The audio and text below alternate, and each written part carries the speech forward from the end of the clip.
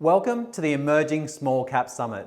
We are very excited to bring you today's event in conjunction with the amazing team at the Capital Network. My name is Steve Torso. I'm the founder and managing director of Wholesale Investor and CRISP. Today, you'll hear from 10 innovative companies from a range of sectors. To give you some ideas, some of the companies we'll be featuring today include Aldora Resources, which is an exploration-driven company focused on gold and nickel in WA. Laneway Resources, who owns gold projects in Queensland and New Zealand and a coking coal project in northern New South Wales. Lake Resources, which is utilising direct extraction technology for the production of sustainable high purity lithium. Neurocare Group, who are innovating mental health and performance by personalising therapy following a detailed assessment. Alltech Chemicals, who are aiming to become one of the world's leading suppliers of 99.99% high purity alumina. eCargo Holdings, an e-commerce enabler providing holistic e-commerce solutions to designer brands, retailers, and branded manufacturers. Domicom, who's been a fantastic long-term client of WI's and we've seen had great growth over the last few months, providing fractional investment fund designed to provide an asset allocation solution to investing in property. Auswide Bank, who are helping Australians achieve home ownership, create wealth and access banking and financial solutions. COG Financial Services, who is Australia's largest asset finance broking business. First Wave Technology, a global cloud security company delivering cybersecurity as a service. Crowd Media, who have also been a long-term client of WI's, a listed global media and marketing company, really targeting on what's been a massive boom in the social media marketing area. And they've got prime new technology coming out to target this, utilizing AI and personalized as well. Atrium Coal is a listed metallurgical coal development company. Stem Cell United Limited, which is a plant biotechnology company using plant stem cell technology to tackle food security and mitigate climate changes. They're also really tackling the new trend of plant-based protein from a sustainable resource. Now, you will also, as part of today's event, you'll have the chance to hear insights from our keynote speakers. You know, very well-known, world-renowned AFL footballer Chris Judd, who's the director of Chris Judd Invest. Ron Shamgar, who's the head of Australian equity strategy at TAMIM Asset Management and was the co-founder of the Boat Fund Investment Management. We also have guest speakers from Openpay who have had an incredible year following their listing. So we'll have the CEO, Michael Eidel, as part of that. So we have done as best we can to put together an exciting event with a range of interesting growth ASX listed companies. We've set it up so that on the stream page that you'll have access to on CRISP, you'll be able to engage with the CEOs directly. But of course, given the companies are ASX listed, you have the opportunity to go and buy their shares on market as well. So some people may have their trading screen open at the same time, whilst obviously watching the presentation. Everything that we do is about bringing together ecosystems. And one thing I've loved, we've had incredible success working with small cap listed companies where we've seen them do astonishing growth and perform over often sometimes short periods of time. We're very enthusiastic about the companies that we're bringing to you today. I hope you enjoy the Emerging Small Cap Summit. Look forward to seeing you following the conclusion of the presentations. To begin today, I would like to introduce our first guest speaker, Michael Eidel, Managing Director at Openpay Group. Openpay is an omni-channel payment solution that provides customers with flexible interest-free payment plans in-store, online and through the Openpay app. It strives to push the BNPL sector and their technology further by offering a solution that evolves to keep the customers at the forefront of modern payment systems.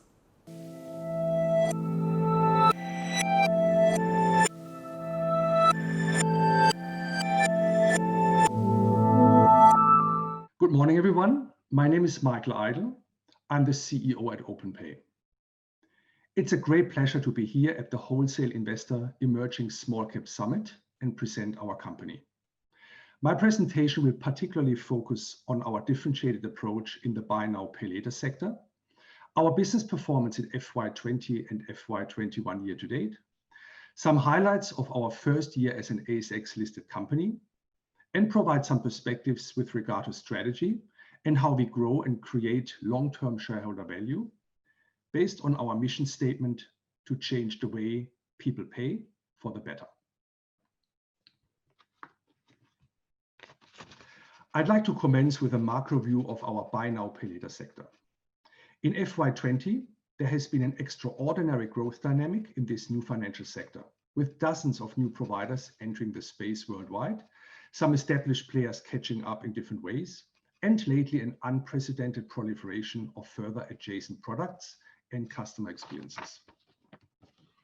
Openpay has greatly contributed to this dynamic with our differentiated approach as a market-leading technical platform for payments and digital lending services. Within buy now, pay later, most of our competitors focus on short-term installment plans of up to 2 months. This is a space where we originate less than 10% of our overall transaction volume. We offer the greatest plan flexibility of all providers, up to 24 months and $20,000. And we are proud to offer a seamless customer experience for our financially savvy and responsible customers across multiple areas of their lives, in retail, and our specialized verticals, automotive, healthcare, and home improvement. This year, we launched a major innovation for the sector, our Openpay for Business B2B SaaS platform, with Woolworth as our inaugural customer. We went live with Woolworth in September and now have hundreds of Woolworth business customers live on the platform. And we continue to innovate and develop further highly sought after and value accretive products, which are planned for launch in the next 6 to 12 months. I'm delighted to be able to look back and state that we have delivered on our growth strategy very successfully in FY20. Our strategy has 3 elements. Firstly, building a critical mass of customers in retail. Secondly, developing a differentiated proposition in our verticals like auto, health, and home. And thirdly, scaling at pace and bringing new adjacent products to market. In our home market in Australia, we have reached the 3rd phase after a period of accelerated growth across our leading operational and financial indicators. In the UK, our first international market, we will enter phase 2, the launch into automotive and healthcare after unprecedented rapid growth in retail following our June 2019 launch in that market. We are actively exploring further overseas markets that offer strong product market fit with our differentiated approach, and we expect to update shareholders on these developments during this financial year.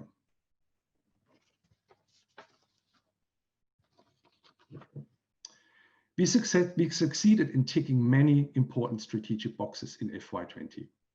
We grew in merchants, customers, and plans, completed our successful UK launch. We secured cash and debt funding to bolster further growth in both markets. We supported our merchants and customers throughout lockdowns, and we launched into B2B. We also did the right thing to support our team and investors during challenging times. We have continued to deliver on our strategy going into FY21 with accelerated growth based on deals with enterprise merchants like Hogan, JD Sports, and more recently, the Hut Group, and strategic partnerships with platforms like Pentana, Stack Sport, and BigCommerce.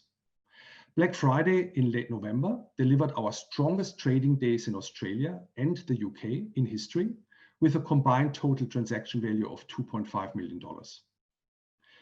We are also well underway with our process to obtain FCA credit authorization in the UK, which will allow us to enter the automotive and healthcare vertical and become a differentiated player in that market. We have combined funding of $140 million, including $60.8 million in cash and $78 million debt, and we have started drawing on our new debt facility from 255. Woolworth business customers have been onboarded and are transacting on our Openpay for Business platform. And we are seeing increasing demand from other enterprise retailers for our B2B solution. And we have continued to invest in our talent to drive business growth and innovation. Across our leading indicators, we have seen continued record growth rates. As of October, active plans have increased by 233% to 1.50 million. Active customers are up 143% to 390,000. Active merchants have increased 34% to 2,346, all versus PCP. The growth rate of repeat customers reached a record 78% in Q1 FY21, and the percentage of customers with multiple congruent plans is getting close to 50%. Our budgeting tool to spread payments for life's important purchases is resonating strongly with our customers. In October, TTV was up 101% to $25.8 million, and revenue increased 48% to $2 million month to date. Once more normalized for an effective interest rate calculation, our percentage growth of revenue in comparison with the same period last year would be 68%. This is a substantial improvement. Importantly, we have been able to keep our gross revenue yield, which is revenue divided by TTV, in Q1 FY21 at a market-leading level of 9.1%, and our net transaction margin at 2.2%, strongly supported by our very low net bad debt rate of 1.6% of TTV. There's a clear path to profitability as we scale and create operating leverage. In June 2019, we launched our Buy Now, Pay Smarter product in the UK, our first international market. We started with some selected merchants in online retail to test and refine our differentiated product in this highly sophisticated and innovative market. Since then, we have successfully signed more than 50 retailers. In May, we launched with our first enterprise retailer, JD Sports, and lately, the Hut Group, our second mega retailer, went live. Across all our UK merchants, we have secured 337,000 active plans and 162,000 active customers as of October 2020. We are making significant progress to obtain an FCA credit authorization, which will make our offer even more flexible, and we are preparing for launch into our other verticals in the UK in the upcoming periods.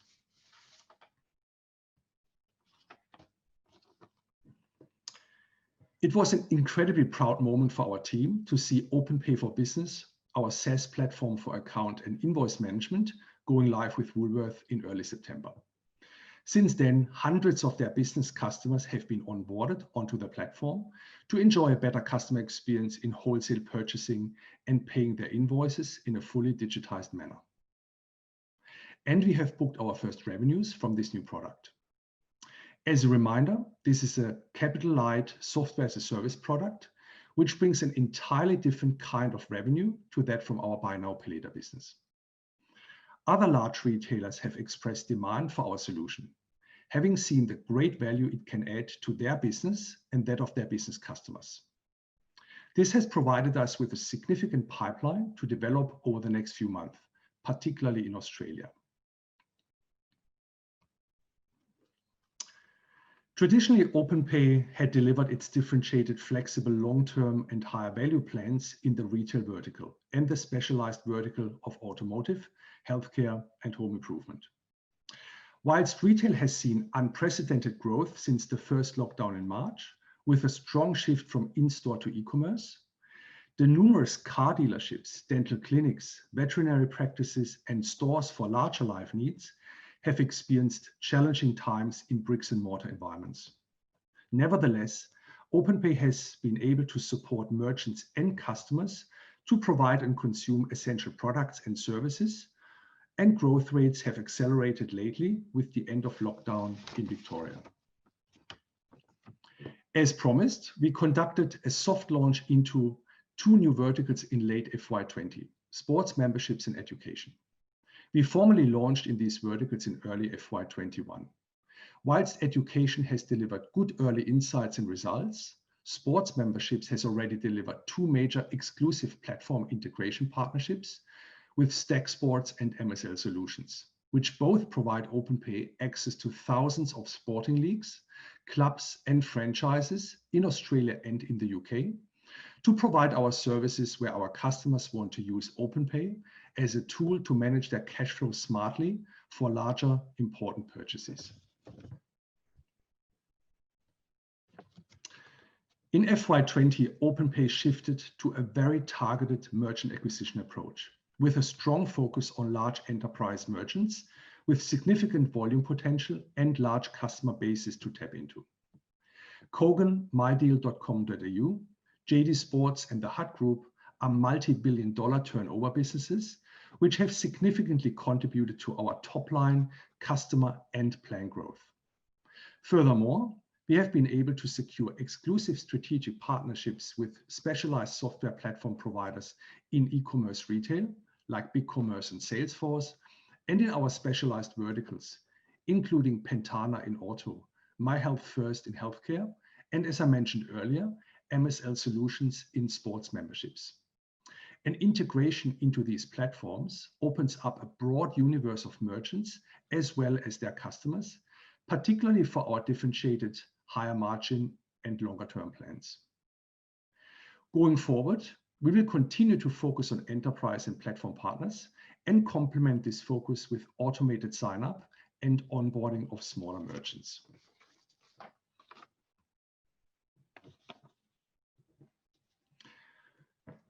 Our growth strategy is built on 3 pillars: local market growth, international expansion, and the enrichment of our platform for high value, consumer-friendly products and innovations. In our local market, we will continue to scale in retail, further penetrate that space of high margin specialized verticals, and excel in allowing our customers to get the best from Openpay, providing them with more opportunities to use Openpay across many important areas of life. Our vision is to become a leading global provider of payment and digital lending services across B2C and B2B. We will further grow our retail business in the UK and enter healthcare and automotive. We are currently also investigating market opportunities across the European Union for selective entrance in FY22 and FY23. Our platform extension will continue to see new promising verticals. We will focus on improving the merchant experience and our chance to win merchants through more platform partnerships and integrations. We will delight our customers with continued improvements to our product. In B2B, whilst we continue to generate revenues from our Openpay for Business agreement with Woolworth and develop a strong pipeline, there's a broader opportunity into a business buy now, pay later product, which we are exploring. To conclude, we have been extremely happy with our strategic delivery and strong operational performance, both in FY20 and FY21 year to date. We have made significant progress in creating a great business and company, very much in line with our vision to change the way people pay for the better, and with the pillars of growth strategy. On behalf of our board of management, I would like to extend a big thank you to our shareholders who supported us in the lead up to, through, and since our IPO. I'd also like to thank the team and board who have worked tirelessly through a most unusual and challenging of environments.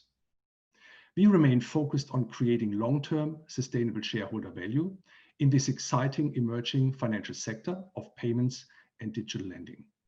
Thank you. Our first presenter today is Neurocare Group, who are innovating mental health and performance by personalizing therapy following a detailed assessment.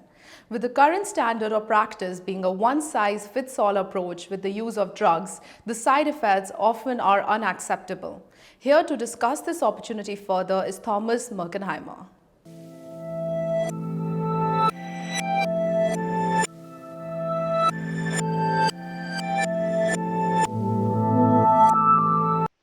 Good day, my name is Tom Merkenheimer. I'm the founder of a company called Neurocare. We personalize mental health and performance. Our vision is to innovate mental health, and the personalized care we provide expresses itself in best-in-class clinical outcomes, but also best-in-class commercial outcomes. There is a real global crisis in mental health. The numbers are just staggering. And if you add sleep, stress, burnout, and mental performance, you're really facing hundreds of millions of people seeking proper help. The cost side of it is equally staggering. If you look at it in 2010, we spent about $2.5 trillion in the OECD countries for mental health issues. And by 2030, this is projected to be $16 trillion. That is really staggering. The real issue is that there's no satisfying solutions. A lot of the approaches are based on medication. Medications have side effects. Medications have a lot of non-responders, and medications don't work causally, meaning they don't really address the underlying issue. Psychotherapy or cognitive behavioral therapy does do that, does have the right approach, does work with what's called neuroplasticity, our brain's ability to learn, but they simply have the issue that they usually do not get paid enough sessions. So the outcome is often difficult to maintain. It's a bit akin you only trying for 5 times to learn to ride a bike or hit a tennis ball or hit a golf ball, and the outcome always will be doubtful. So what does NeuroCare do different? In simple terms, we look much more detailed in what the underlying issues are. We look at more dimensions. We look at the brain's function. We do the normal psychodiagnostics. We look at your physical brain biomarkers. And most importantly, we look at your sleep. And from that, we personalize a therapy approach that also includes modern technology that simply amplifies and boosts your learning ability. This is why we achieve best outcomes. The underlying approach from a psychological perspective is called enhancing your self-regulation, instead of thinking or fooling us into thinking that we can eliminate a depression or an ADHD just like a broken limb. That's not the case. So self-regulation means that your outcomes are sustainable, and personalizing means that your outcomes are best. This is also evidenced when you look at our outcomes compared to the other approaches, and especially when you look at the therapeutic approach to the right, we have the most objective, the most causal, and the most focal approach. Please go onto our website and inform you more. I also want to share with you that NeuroCare is the digital therapeutics company because all the technologies we have to boost your ability to learn and to heal are of course able to be delivered remotely, both the assessment and the therapy, and we really include artificial intelligence and deep learning algorithms. I don't think I have to stress that these days, also partly driven by the COVID crisis, the regulatory hurdles and the market reception is much growing or changing. This is why in the long term, NeuroCare will be akin to software as a service business, and why in the long term we have those 2 divisions. The clinics are our credibility. Here we cure 1,500 patients per year, and the solutions is basically offering all our technology services, training to third parties to do the same. Let's quickly look at the market. If you only think of the OECD countries and the countries we are already active in, the 15% mentioned here, and a very small market penetrations in the first 5 years, we already have a potential of 3.5 billion to be addressed. Most of what we do, the technology is used, is reimbursed in the big global markets. And also what we do is actually, because it's a 1-term average 3-month, 30-session treatment, it's actually a lot cheaper than all the current approaches. We have surely assembled the world's best team. Please go onto our website. We have the technology leaders and pioneers, the management and the scientific leaders and pioneers in our team. You can see the 2 key people in management listed here. I myself am not only an electrical engineer and understand the technology, but I have spent 13 years in healthcare as a very senior executive, building vertically integrated business. And last but not least, probably most importantly for the subject matter at hand, I know the perspective as a patient as well. So what is NeuroCare looking for? We're seeking growth funding only. You see to the left, the blue curve is the sales, the green curve is the EBITDA. We have now achieved EBITDA positivity in all clinics, and we have also break even in the solutions division on a very small base, and we foresee the group breaking even in 21. We have a big pipeline of identified projects for both clinics and solutions. So really the 5 million we are looking to raise are all for identified projects. We have a good strategic partner to explore the market potential, the huge market potential in Japan, and we will accelerate our digital therapeutics approach. Please come to us, please join us, please go onto our Chris landing page, use the QR code and join us in making the world a better place. This is a true impact investment. Thank you.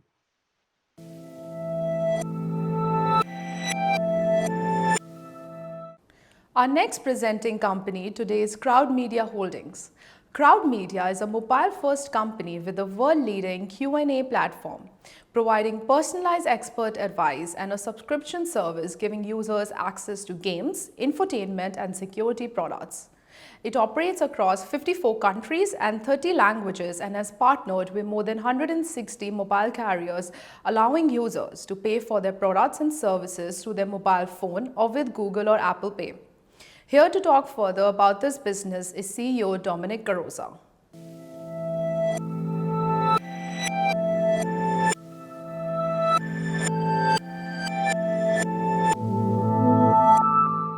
Hi, my name is Dominic Carrozza, CEO of Crowd Media. What I'd like to do today is just take you through our investor deck to just basically give you a sense of the business. So Crowd Media is a vertically integrated social media commerce business. You may say, well, what does that actually mean? And maybe I can take a step back just to try and paint the picture. First of all, we know that millennials are spending pretty much all of their time on their mobile phones or their iPads these days. We know, particularly with COVID, that e-commerce is becoming much more omnipresent. Everyone feels much more comfortable conducting an e-commerce transaction these days. And we also know that influencers, so digital influencers, who have got large fan bases on Instagram and TikTok, are basically the new form of television for the millennial market. And that they are really a number of key trends that Crowd Media has tapped into. And just to give you some context, over the last 5 years, Crowd Media has worked with over 10,000 influencers, and we've acquired over 5 million customers over that period of time. At a real high level, we're one of the only listed social commerce companies listed on the ASX, and in fact, potentially even the world. In the last 12 months, we have launched a number of direct-to-consumer brands, including MD Complete, London Labs, and Kin Living, and I'm not going to go through each one. Financial performance, underlying EBITDA was positive for FY 2020. And we've basically got a strategy, a Horizon 1, 2, and 3 strategy, which I'll talk more about as well. And the best way to really look at Crowd Media is really, and if you look at the prior announcements, is really a turnaround story, just to give you some context. Now, we know that influencer marketing, for the reasons that I mentioned, is continuing to grow very rapidly, both millennials and Gen Z. And I'm not going to go and basically preach to the converted, because I'm sure we're all already aware of this. But just to give you some insight on this slide around how does it actually work, for those that may not be as familiar with influencer marketing. So for example, there's an influencer with 50 or 100 or 1 million followers on Instagram. In this example, he or she will effectively get paid to promote a product. And then when one of their followers sees that particular product, they're able to swipe up to buy. And then through a few clicks, including things like PayPal, Apple Pay, Google Pay, the customer can complete their transaction. So that just gives you a bit of a sense of the flow of the process. In terms of Europe, we're an Australian listed company. We are based out of Europe, in fact, out of Amsterdam. That's why you can see the background in my video. And the reason, obviously, I'm originally from Australia, as you can tell by my accent. Moved over here a number of years ago, just purely because the population is significantly larger than that of Australia.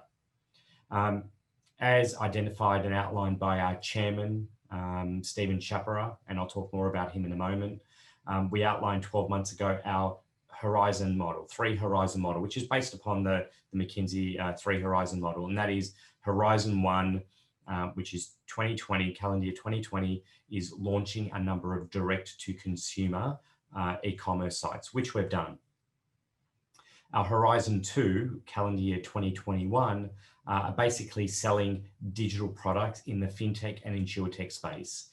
There are a number of initiatives that we're currently working on that we'll announce in due course.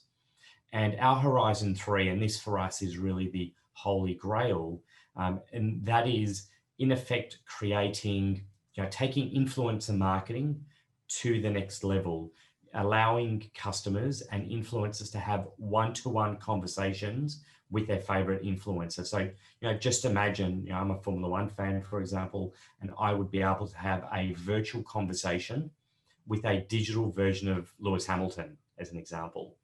And through that process, obviously we can talk, and at the same time, he can then also recommend certain products and services. Say, hey Dom, I've got 10 autographed T-shirts. Can I put your name down for one? And for those of you that have been following the company, we actually launched a beta version of this a number of weeks ago, and you can read all about it on the ASX. Our board, we've got a new reconstituted board led by Stephen Shapira. Stephen, for some of you who may know him, he was the co-founder of Becca Cosmetics, which he sold to Estee Lauder a number of years ago for a large sum of money. Frankly, he doesn't need to work anymore, but he does it because he loves it. We have Robert Quant, who was the ex-COO, CFO of Invincible Brands, which is a German-based influencer company who actually just got sold to a big German conglomerate. And he's also joined our board, and John Palermo, who brings 20 years of experience. And so about just over 12 months ago, Stephen and his team led a consortium that invested into Crowd Media. Moving forward, what to really expect is the continued launch with further brands across mobile, web, as well as the Amazon platforms. Execution over the next little while around fintech and our insurtech products. And then further development around our Q&A technology. And I encourage you to just go onto one of our websites just to get a bit of a feel with regards to what we do. So if you go to mdcomplete.eu, and if you basically look at that website, which is one of our direct-to-consumer divisions, you will see Emma, who's our talking head, who's basically the customer service representative that will take you through the process of helping you select the product. And all of that is underpinned by Crowd's Q&A technology that we've built over the last 10 years. So sometimes I can talk about it, and the best thing to do is actually go onto the website and have a look for yourself, or you can even visit the crowdmedia.com website. So really, in summary, Crowd is tapping into the fast growing influencer market. We've got significant expertise here in Europe, underpinned by our Q&A technology, which in my view is second to none, and all pushed forward with a new board and a new strategy. So I'd like to thank everyone for their time, and feel free to jump onto crowdmedia.com and register your email for any further updates. Thank you.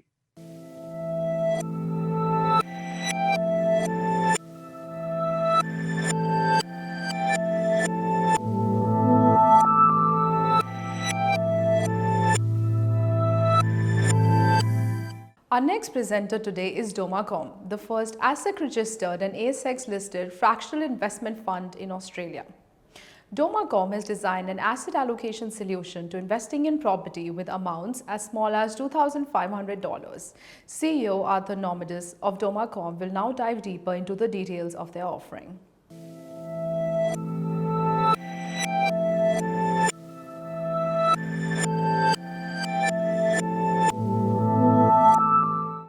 Hi, before I start, I'll start off with a general advice warning. Clearly, as a financial product, what I'm saying today is general advice only. No personal advice is being provided. Firstly, Domacom has two key products or business lines. First is fractional investing. As the name suggests, it's taking lumpy assets and dividing it into bite-sized chunks for investors. So investors have a fraction of an asset, generally property, but as you'll see, we do other asset classes as well. So that's fractional investing. The second key product line is equity release, which is the other side of the coin. So as the name suggests, again, it's to take a lumpy asset and sell a bit of it. And this is for homes. So this is retirees that can sell a bit of their house to investors.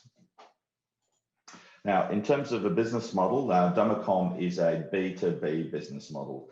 I know a lot of people say, well, we don't see you advertised. Well, the reason for that is that we're not advertising for consumers. So a key go-to-market strategy is firstly financial advisors. So we are under about 40 financial planning group dealer approved product lists. So we provide a property solution or an asset fractionalization solution for the financial advisor market.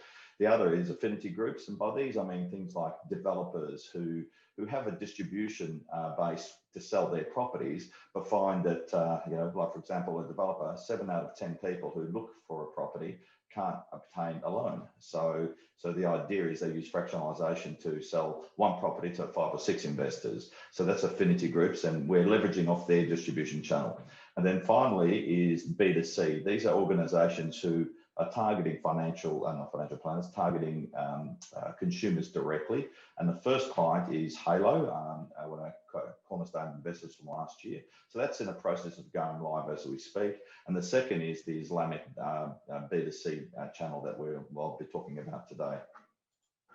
Now, there are multiple products. I refer to fractional investing. We're targeting, fairly heavily SMSFs. About half of our current investors are SMSFs. So about 750 of the 1,500 investors are self-managed super funds. But we also have obviously non-super as well. So we're targeting SMSFs using our SMSF ruling. So it's a good growth market for us.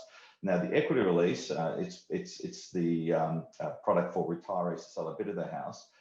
It's been something we've been working on for 8 years, and it's the only financial product in Australia that enables retirees to sell a fraction of their house or release a fraction of their house as a financial product. And you'll see that's important because unless it's a financial product, the financial advisors won't be able to use it. And then finally, so one of the recent additions to our business line or product lines is lending. So we enable advisors to create the loans themselves. In other words, syndicate the loans, cutting out the banks. So an advisor would have retirees syndicate the loans and growth investors syndicating the equity. Now, the last year and a half has been a really pivotal time for Domicom, starting off beginning of 2019 when we had Latrobe finally give us access to property lending. The previous 3 or 4 years, we couldn't get a loan. So that started our transactions in terms of leverage transactions. Then last year, the senior equity release product was launched. We got the approval from ASIC the year before. Then late last year, we had this SMSF sole purpose test declaration agreed with the Australian Tax Office. And then earlier this year in July, we acquired our first, what we used to call rent to own, but we're now calling property accelerator property. So we've now purchased our third one. And then in August, we obtained the downsizer ruling. So this is where the ATO confirmed that our equity release product can be used to be able to top up your super. And then in September, we did a combination of a capital raising, so $3.6 million placement, which gives some comfort in terms of operational runway for the business. And then we've signed a $13 million transaction deal, which I'll talk about shortly, called the Agri deal. And then very recently, we announced in November the heads of agreement with Blue Chip, which is it's a $250 million target of affordable housing in the next, in 2021. And we're quite excited by all of these initiatives. Now, the key drivers for this coming financial year that we're in, firstly, in the context of the pandemic, is addressing vacancy and pricing risk. As we all know that there's going to be higher unemployment and obviously lower immigration from overseas, and that's forecast to result in a high vacancy rate. So for that, we've got the rental property accelerator product, where we create tenant incentives where the tenant receives equity. And then we've got an affordable housing version of that, which is what we're going live with now with Blue Chip. And then we've just actually in the process of syndicating our first 2 disability insurance scheme properties. These are quite exciting because they're income focused and there won't really be any vacancy risk because there's a shortage of these properties. The other target really for the next couple of years is the Islamic homeowner market, because it's not really leveraged in the investment outlook, simply because it's a product that we're creating that will enable people of Islamic faith to purchase a property using leverage without borrowing. So it's quite an innovative product. And then finally, COVID's really created another opportunity for Domicom, and that is self-funded retirees who maybe a year ago were comfortable with the income from their SMSF. Well, with the slashing of dividends and term deposit rates, there's a lot of self-funded retirees who are struggling to live off their income.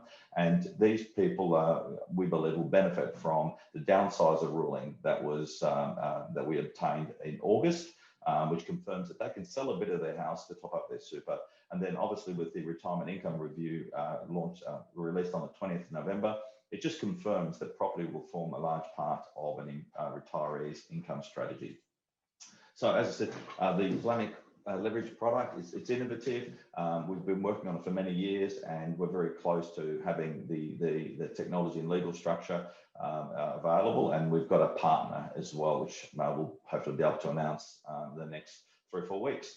It's a very attractive market. There's about 700,000 people of Islamic faith in Australia, and we don't need many of those to do very well indeed. Particularly, there is no naturally Sharia compliant investment product or product that people can use to buy properties.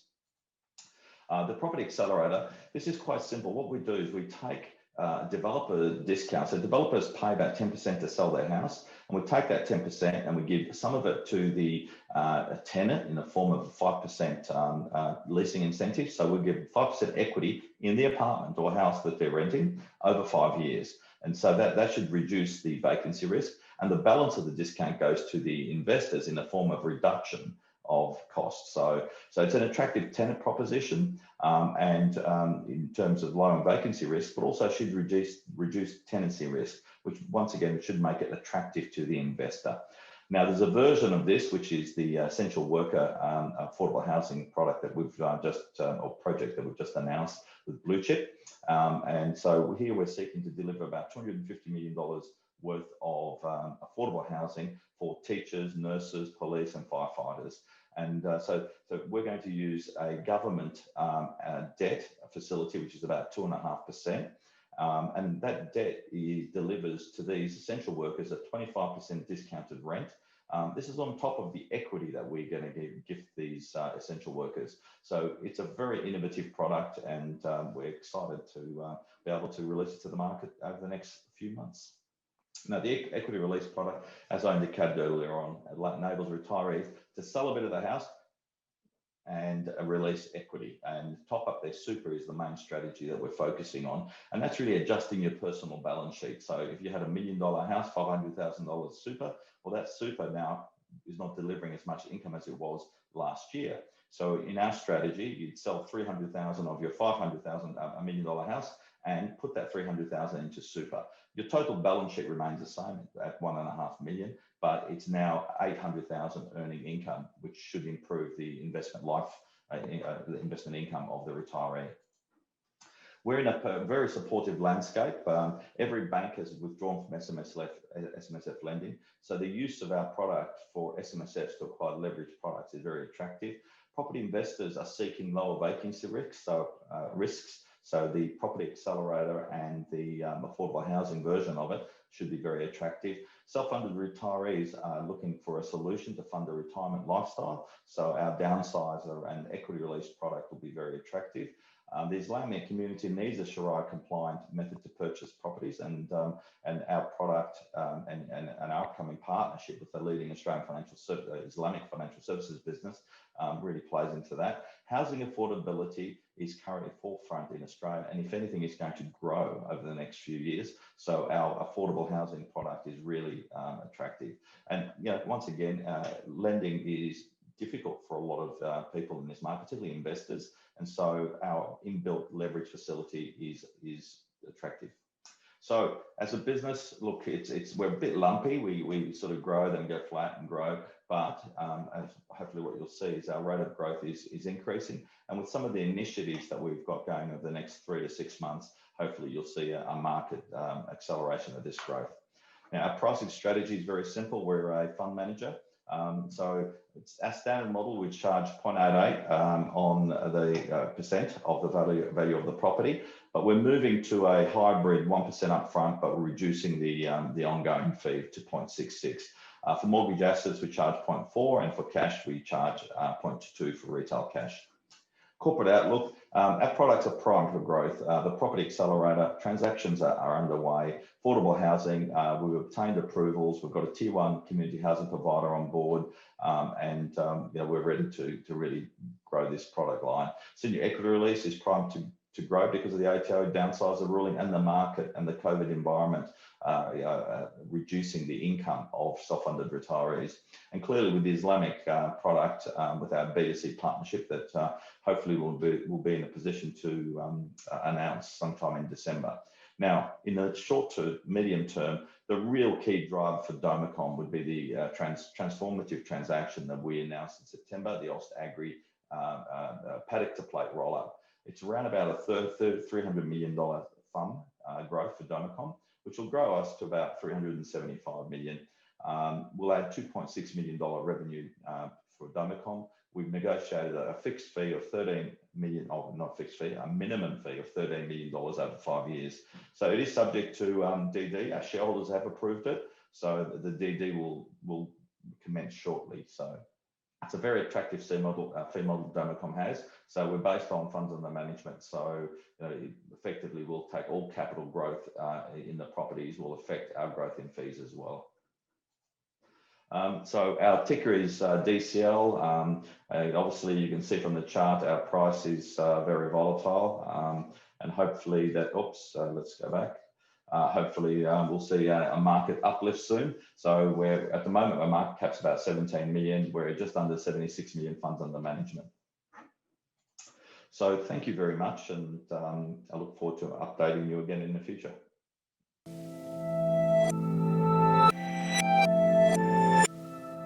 Our next presenter today is First Wave Technology. First Wave is an Australian headquartered global cybersecurity company which takes the world's leading enterprise-grade cybersecurity technology from providers such as Cisco, Palo Alto Networks, Fortinet, Trend Micro, and offers it as a service through their proprietary platform to protect end customers. Here to talk further about this opportunity is CEO Neil Pollock.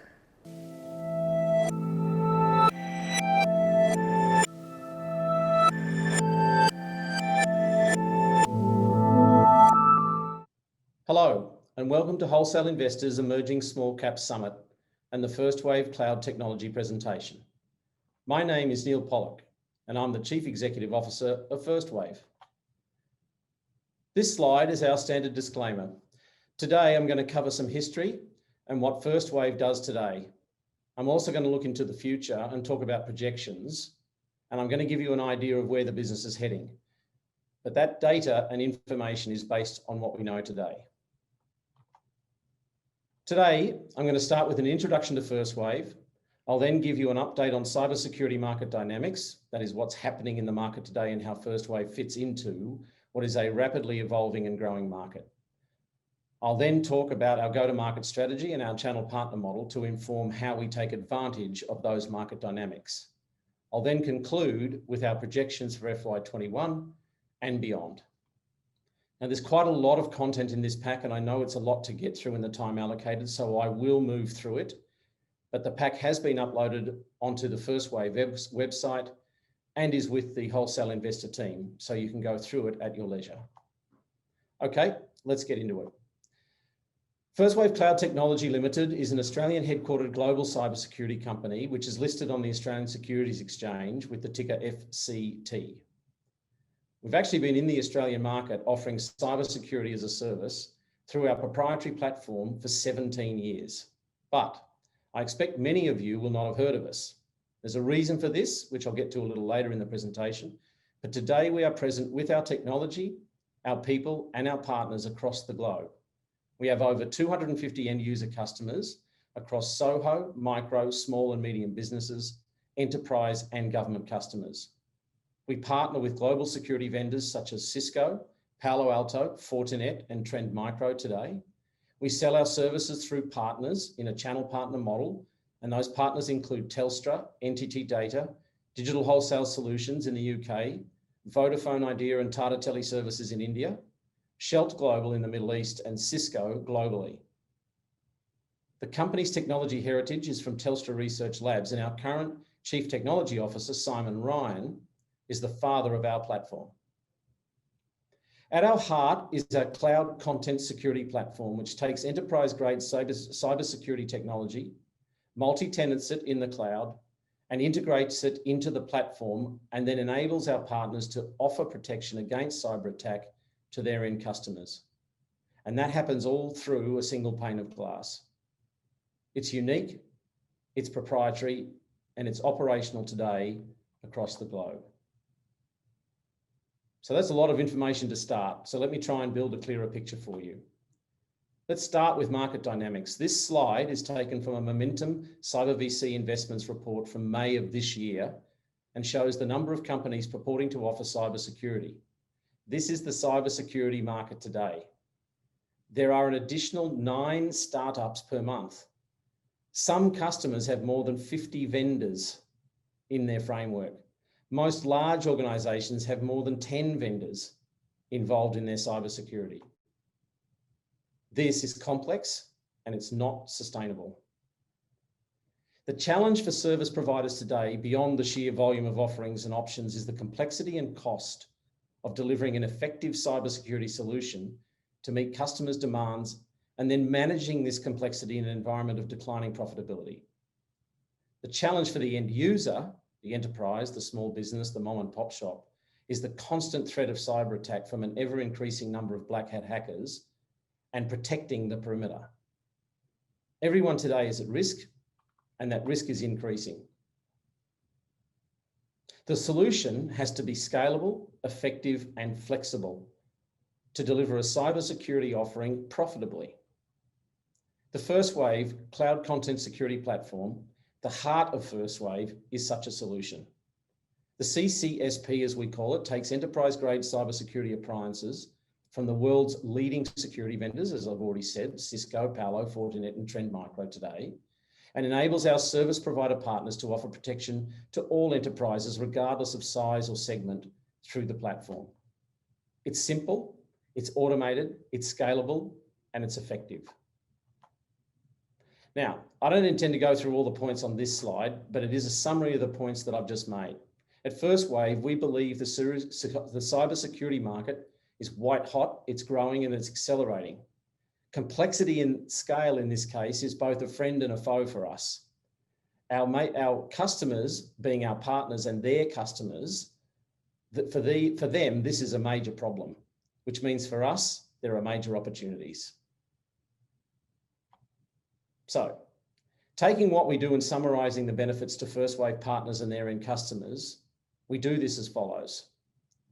The platform software, which is in the bottom half of this slide and is developed in-house, is First Wave's secret sauce. It's our IP which underpins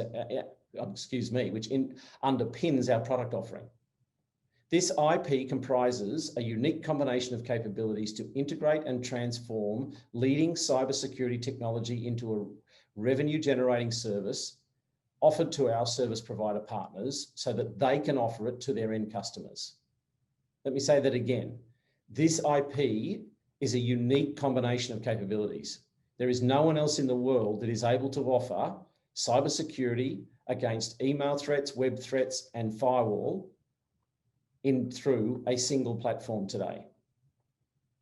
And the combination of our IP, that IP with leading vendor IP, is what creates and delivers sustainable, differentiated value to service providers, their end customers, and hence our shareholders. We call what we do at First Wave democratizing enterprise-grade cybersecurity as a service. The next section is about the First Wave go-to-market strategy. First Wave go-to-market strategy is based on a channel partner model. Put simply, it is a one-to-many more model. This fan model shows the different ways we categorize our partners, but essentially, a level 1 partner sells to many level 2 partners who sell to many more end user customers. Our level 1 partners, which I've already mentioned, and who do also sell direct to their own end customers, include Cisco, Telstra, Vodafone Idea and Tata Teleservices in India, NTT Data, Digital Wholesale Solutions in the UK, and Shell Global in the Middle East. From them, we have access to 130 level 2 partners. So our opportunity pipeline is quite large. And to date, we've converted 37 of those partners to billing partners. So from 3 years ago, where we had one partner in one geography with one revenue stream, we've established a global channel partner ecosystem to generate revenue from an expanded product offering. I'm now going to cover some of our projections for the rest of FY21 and into FY22. These projections were originally based on the world emerging from COVID-19 and getting back to business at the start of this quarter. And clearly that's not the case, but we are still making good progress in the current financial year and the current business environment. Our FY21-22 forward plan is projected to deliver incremental revenue by converting more billing partners as a result of increased investments in sales and marketing. We're projecting a 37% increase in revenue in FY21 compared with last financial year, and then a 134% increase in FY22. That will be aligned with increasing margins as the percentage of international revenue, which is more profitable than domestic revenue, increases as a proportion of total revenue, and we keep FY21 expenses in line with the previous financial year. Given our earlier assumptions, we're projecting to be cash flow break even in December of 2022. The forward plan also projects an increase in the addressable market as we release additional products, including specifically an advanced detection and response capability in the current financial year. I don't intend to go into what advanced detection and response is all about in this presentation, but it will significantly enhance our core offerings, transforming them from prevention to proactive detection and response. This current ADR capability is in beta testing today, and the early results are quite promising. We're also projecting the release of a new integrated web security appliance in FY22 to further expand our addressable web security market. To conclude, security penetration cyber attacks are escalating. The nature of connectivity, delivering access to anyone, anywhere and everywhere, means there are many more endpoints exposed to an attack than ever before. By pushing compute to the edge and moving access to mission-critical company data, applications and systems away from the protection of a secure enterprise network, the attack surface has also been widened. Enterprises today across segments are looking for simplicity and the ability to address cyber attacks before, during, and after they occur. The essential elements are simplicity and efficacy. First Wave's cloud content security platform provides just that. We have many irons in the fire. We were well ahead of our plan at the end of Q1 in this financial year against all our key metrics, and we're confident we have the team in place to deliver. Thank you for your time, and if you have any questions, the team is available on the CRISP deal room now. Thank you and have a great day.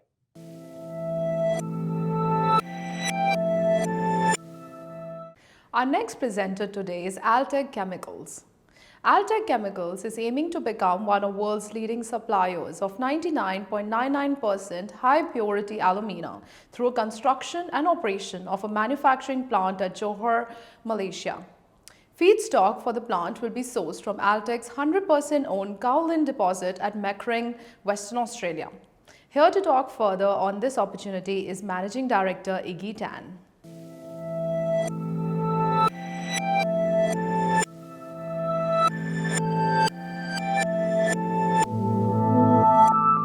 Hello, my name's Iggy Tan. I'm the Managing Director of Altec Chemicals.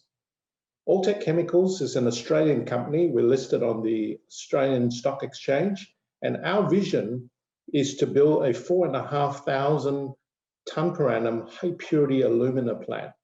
So alumina is actually aluminium oxide, and the product that we intend to make is 99.99% grade alumina. And this is very important because today, this grade of material is used to make synthetic sapphire for LEDs, as well as in the lithium-ion battery. Typical of high purity materials, the price is exponential as you go up in purity. So smelter grade aluminum might be worth $400. 3 nines might be worth up to $9,000 a ton. 4 nines can be worth up to $50,000 a ton. And the two industries that are driving the growth for high purity alumina are in the LED industry as well as the lithium ion battery industry. So every LED essentially is a light emitting diode, has a sapphire wafer substrate. And in order to make the sapphire wafer substrate, they buy high purity alumina, they melt it, they cool it over 21 days, and it grows a single crystal of sapphire. And from then they core it out using diamond cores, slice it up into wafers, and that's the building blocks of the LED industry. The other industry that's driving the growth is in the lithium battery industry. They're adding alumina in lithium batteries as the separators. They're also adding alumina in other parts of the lithium battery, in the cathode and the anode. So this is the two industries that are driving the growth of high purity alumina. And as you can see in the lithium battery industry, this is a lithium battery. You can see the high purity alumina in the separators that maintain the separator integrity as these batteries get hotter and hotter. You see high purity alumina in the cathode side on the right-hand side, and you see high purity alumina used in graphite on the anode side. If you look at the demand of high purity alumina going forward, today about 30,000 tonne per annum is used around the world today. It's expected to climb to 270,000 tonnes by 2030. So very strong growth forecast for high purity alumina going forward. Now here we come to the critical part of our technology. Here are the current producers of high purity alumina. They're typically chemical companies that produce this material. Now, they use a feedstock of aluminium metal in their process. They can't use smelter grade alumina from the bauxite industry. So they use aluminium metal, they dissolve it, and they make alumina. Now, if you think about where aluminium metal comes from, it comes from the bauxite industry. It comes from smelter grade alumina. They add a lot of electricity and costs, and they go back to alumina. So it sort of doesn't make sense because it started as alumina in the first place. So my question is that if you have technology that can bypass the aluminium metal stage, go straight from the ore to the alumina in one single step, will you be disruptive to the industry, and will you be the lowest cost producer? And essentially, that's our technology. We can go straight from the ore to the alumina in one single step, bypassing the aluminium metal. Our deposit of kaolin, we use kaolin as the feedstock rather than the red bauxite. Kaolin is used as a whitening agent. It's got very low impurities. The project at Meckering in Western Australia, it's ready to go. We have mining approvals, works approvals, and the mining is very simple. We just free dig this material, put it in sea containers, and then we ship it to our potential plant in Malaysia. The chemical plant we have is in Johor in Malaysia. The reason we picked Malaysia because it's got 60% lower operating costs. We have very great corporate tax incentives, and we have all the materials nearby in this chemical park, right across the road from Singapore. This is the plant we want to build, pure German engineering. The process has been around since the early 1900s. The chemistry has been around. We've utilized this chemistry because of the demand of high purity alumina today with our deposit in Meckering, and it works really well. It produces high purity alumina at 1/3 of the cost. So the chemistry has been around. We have about 9 patents pending, protecting how we do it in the plant as our patents. This is where we sit on the cost curve. We're about 1/3 or half the cost. And the reason we're so cheap is because we have our own feedstock. We own the alumina in the ground for free, and it's just really the cost of extraction that alumina. Hydrochloric acid is recycled in the process, and we're in a low-cost country like Malaysia. The project has also been accredited as a green project. And the reason for that is because we use 46% less greenhouse gases to make 1 ton of HPA. And the reason for that is we don't use aluminium metal, which contains a lot of greenhouse gases. We have a 10-year offtake with Mitsubishi. They will buy all our product for the next 10 years, and they will sell it to their customers in the LED and the lithium battery industry. We have teamed up with a large German group, SMS, to build a plant. They will give us a fixed price turnkey contract. Now, in this contract, they will give us throughput guarantees, process guarantees, and the final quality guarantee. So a lump sum fixed price contract. To manage the risk, they will take the risk on all the capital costs in this project. The economics of the project is very strong. The NPV is about $500 million US. At its full rate, it generates an EBITDA of 76 million per annum. The capital cost is roughly about 300 million. But the most important thing is the operating cost. It's about $8.55 a kilogram. And in our model, we assume that we can sell this material for about $27 a kilogram. So very strong margins of 68%. We are well underway in the funding process. We have a KfW loan of 190 million that has been secured, of which 170 million is export credit finance. Now, very competitive rates. The interest rates for that is probably LIBOR plus 2.5%, and the loan tenure is about 14 years. We are well in the process of getting the extra loans, which essentially about 90 million from Macquarie Bank, and we're going through the process of trying to get some offtake at a fixed price for the Macquarie process.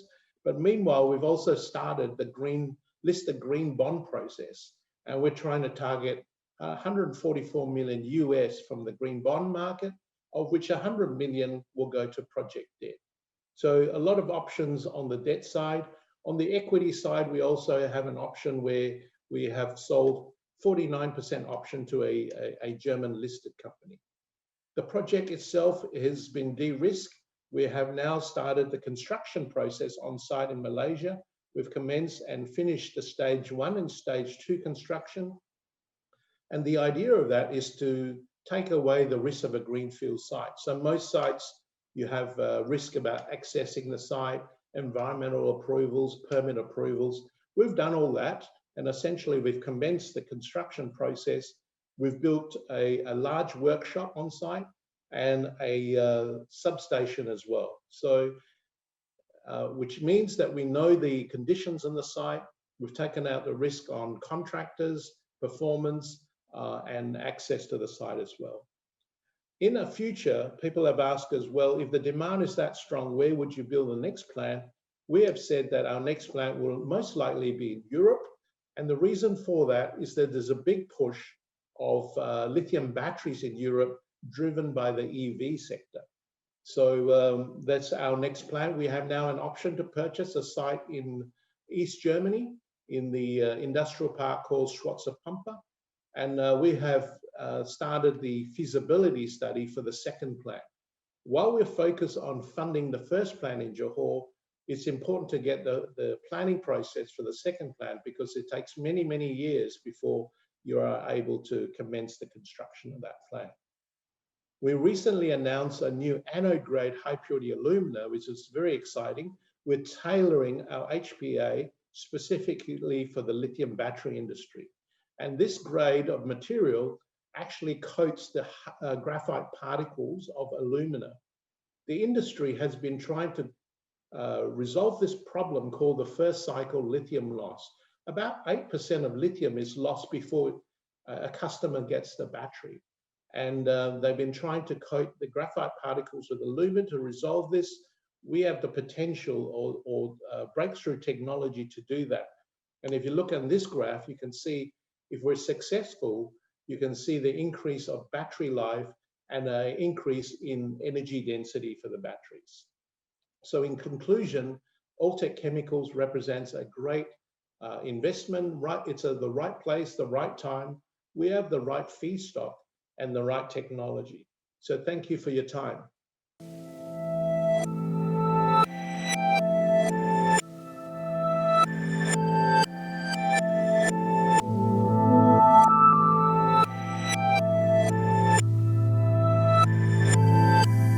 Our next keynote presentation today will be delivered by AFL legend and now finance investment educator and founder of Chris Judd Invest, Chris Judd. His firm produces finance media content aiming to educate private investors on the investment processes used by some of Australia's best investors.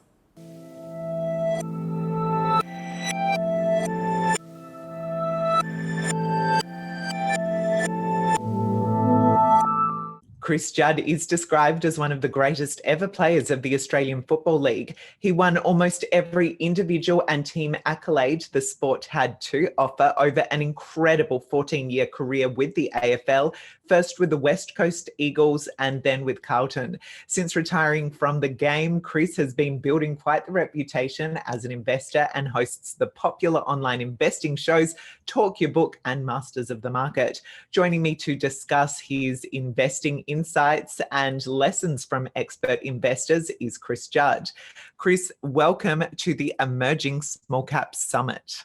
Thanks, Lelda. Thanks for thinking on me. Looking forward to having a chat. Most people probably know you from your AFL career, given that you're widely recognised as one of the sport's greatest players. How and when did you get into investing, and which of your AFL-related skills do you see as having the most crossover in the investment world? Well, good question. I think psychology plays such an enormous part in professional sport and investing. And so I think that's probably been the most transferable skill. But outside of that, certainly the physical attributes don't carry much utility when it comes to the investing landscape. And yeah, it's been a really interesting transition. I finished footy in my early 30s. I've been investing privately in listed equities for my entire adult life at that stage, but up until the age of about 28, in a fairly unsophisticated manner, I've been buying blue chip stocks that, in hindsight, I had no edge on the people I was buying or selling shares to.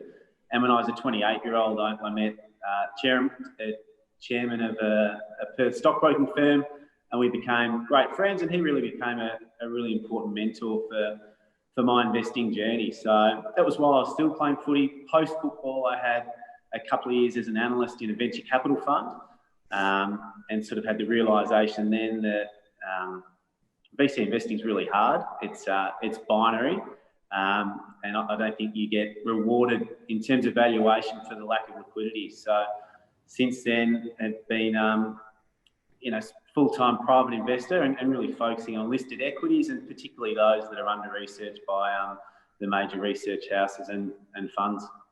Now, Chris, since being an investor, you've also launched your own online show, speaking to some of Australia's brightest investors.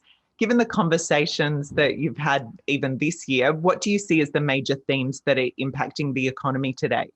Well, I think the major theme is currency debasement. And when you look at asset markets right across the world, it's challenging to know if the stock market's going up or the price of the currency it's being measured in is going down. So, we had such an incredibly sharp sell-off in March, and then just the most phenomenal rebound through monetary stimulus, which you haven't really seen before. So from a societal standpoint, it has led to huge inequality between capital and labour, and we're seeing some of the ramifications of that, particularly in the US, where those disparities are worse than they are elsewhere.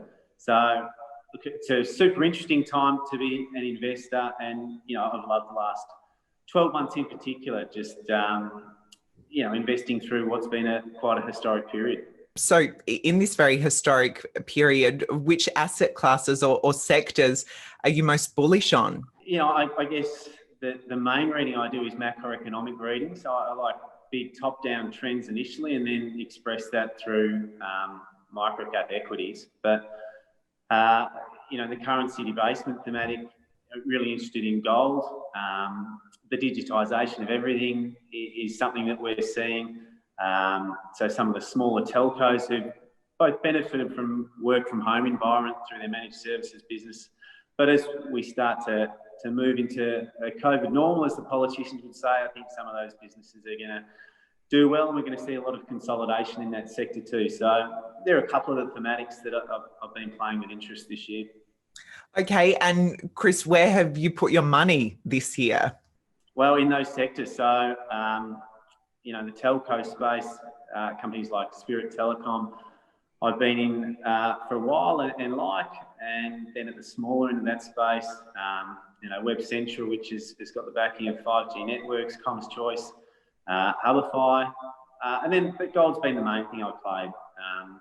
You know, Beacon Minerals is a incredibly unloved gold player out of WA that produces 10 million bucks free cash flow every quarter, and his market cap is a little bit over 100 mil. We have a short life of mine of 6 years, but some drilling optionality. So I like that. But some of the larger gold players I was pretty active in March through instalment warrants, companies like Regis and Evolution and Saracen.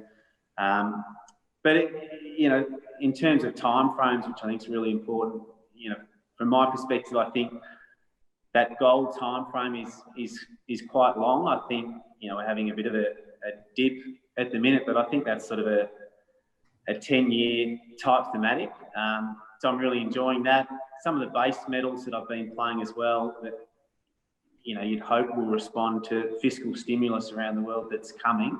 I feel that's a much shorter time frame. That's probably a 2 to 3 year time frame in my mind before some of those commodities mean revert if the price does jump. This year, we've seen a massive surge in the so-called FANG stocks as they've been clear beneficiaries of the worldwide lockdowns. Do you actually see the FANG run continuing, or do you believe that traditional value sectors, maybe such as financials and industrials, healthcare as well, will rise? I think FANG stocks as businesses are going to keep being really important for a long time to come. Whether their valuations keep going at the way they are, I don't have a strong view. I guess I'm probably sitting on the fence. But one thing I am confident about is the deflation that those stocks have caused throughout the economy has been immense. And the Mark Andreessen quote that technology is eating the world keeps being shown to be more true and true every day. And every time I pick up my iPhone and look through the apps, I'm reminded of all the industries that have been disrupted and whose prices and pricing power has been eroded through the power of technology. So whilst I'm not invested in those major mega cap tech stocks, the role they're playing on the world economy, I think, benefits Australia in a roundabout way, because that deflation is forcing central banks to stimulate the economy with monetary stimulus, and it's also forcing governments to stimulate the economy with massive fiscal stimulus. And as a country with a heavy resource base, I think those FANG stocks and their power indirectly are already having and going to have a really big benefit to Australia in the years ahead. So, Chris, looking closer at these technology thematics, what are some of the emerging tech stories or even maybe stocks that have appealed to you this year, or do you see dominating investing in the years ahead? Well, I think the most interesting tech story at the minute is Bitcoin. And it, come back to that quote that tech's eating the world, and industry by industry is being disrupted by tech, and we're now seeing store of value being disrupted, if you like, by Bitcoin and potentially money as well. So I think that's a huge story and potentially with a really long runway as well. Bitcoin's so under-owned by institutions and carries a lot of career risk for those massive funds if they were to invest in it. So I think that's a really interesting story. Close at home, there's some smaller tech plays I think are interesting. MSL Solutions is a really small ASX tech stock that I find interesting. It's got some programs like software around contactless ordering that could be beneficiaries from a new COVID normal environment. I just made an acquisition for a point of sale payments provider. So there's some small cap tech stocks on the ASX that I think are interesting, but probably at that broader level, the valuations of those monster tech stocks is something I probably haven't been able to get comfortable with.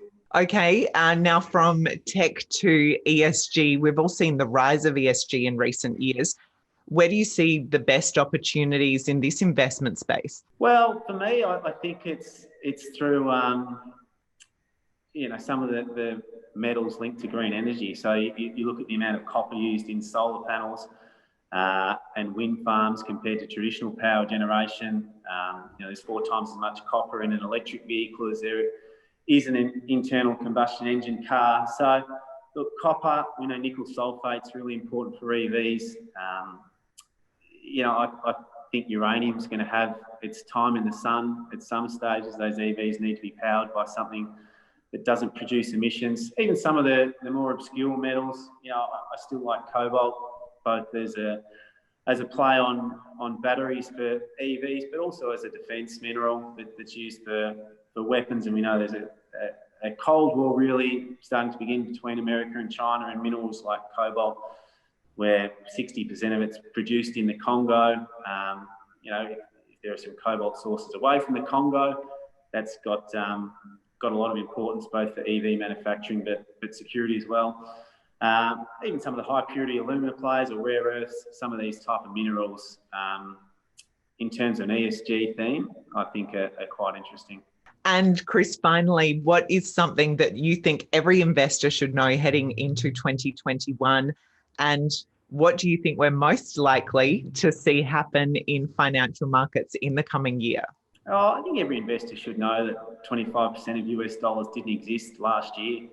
And when you start to think about just how significant the monetary stimulus has been, led by the US and Europe and Japan, but no currencies live in islands, and we've seen Australia forced to participate in that QE, as they should have, because our currency would have increased too much if we didn't.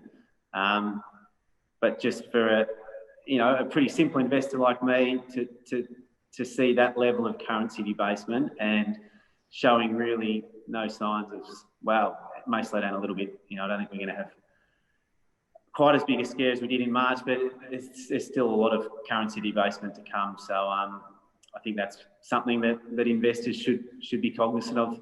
Well, Chris, thank you so much for joining us as a keynote for the Emerging Small Caps Conference today, and for all the investors insights you've given us and the investors today. Thanks, Lildy. Really appreciate it. And thank you for watching. Now, if you like what you see, please be sure to like and share the videos, subscribe to TCN TV, and drop us a comment.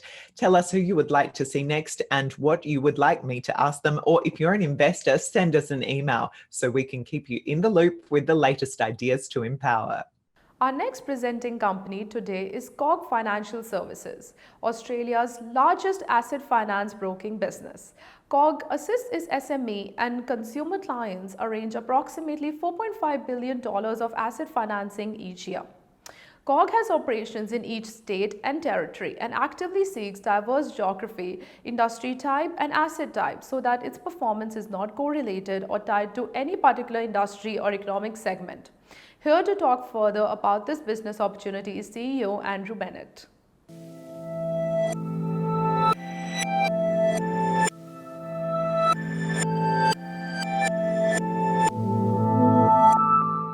Good morning, everyone, and what a terrific morning it is here in downtown Chatswood. My name is Andrew Bennett, and I am the Chief Executive Officer of COG Financial Services Limited. I'm guessing that this is the first time that many of you have heard of COG. We are an ASX-listed business that operates in the asset finance broking space, and we also are a lender. Importantly, from an investor's perspective, we are a robust business that trades at a deep discount to its intrinsic value. This first slide that I want to talk you through hopefully explains what COG is in one simple pictorial reference. Up here on the right-hand side, you can see we've got banks, insurance companies. This is where COG's primary rate relationships are, and we facilitate the flow of funds from these guys down to our borrowers and customers through our broking network. And primarily it's things like trucks and dozers and utes and cars. That's one side of our business. The other side of our business is a lending business called Westland Finance Limited that uses its funds to deploy through our broking network into these types of assets. We clip the ticket on every dollar of asset flow that goes through our platform, and last year we had circa 4.5 billion of asset finance go through our network. This next slide shows our group structure. You can see it's quite a busy structure. That's because we've been busy. COG's only been around for 5 years, and we've bought a number of businesses. These businesses here are all our broking businesses, and these are our lending businesses over here. And these are just some historical legacy businesses that aren't material. So in our asset finance broker network, it's a relatively new industry, the whole asset finance broking area. It's been around for roughly 30 years. Primarily, it revolves around human relationships, whereby brokers are the trusted advisors. However, in this fast-changing world, technology is becoming much more important to asset finance broking, and COG has developed its own proprietary software system to assist brokers engage with clients and funders in the most efficient means possible. Previously, finance applications were paper-based, including handwritten payouts. This has radically changed now, whereby brokers submit finance applications to funders using our system, and it sends the data real-time through APIs. COG is at the forefront of this industry and this technological development, and we will continue to invest in technology, cementing our competitive advantage going forward. This slide is an important one, and I want to talk it through as it relates to the impact that COVID has had on our business. I encourage you all to have a look at our quarterly trading update that we released to the ASX on the 29th of October, which showed that our first quarter profit was basically twice what it was in the prior year. And that's driven off a number of incentives that the government has put out there for to keep the economy moving during this challenging period. Things like instant asset finance, making a wave of money available to the banks by providing the banks cheap money through the term funding facility, where banks can borrow from the RBA at 0.1%. And the other limb to the government's stimulus is the infrastructure spend. Now, infrastructure spend was sort of a core underpinning of our business before COVID, and here's where we were headed.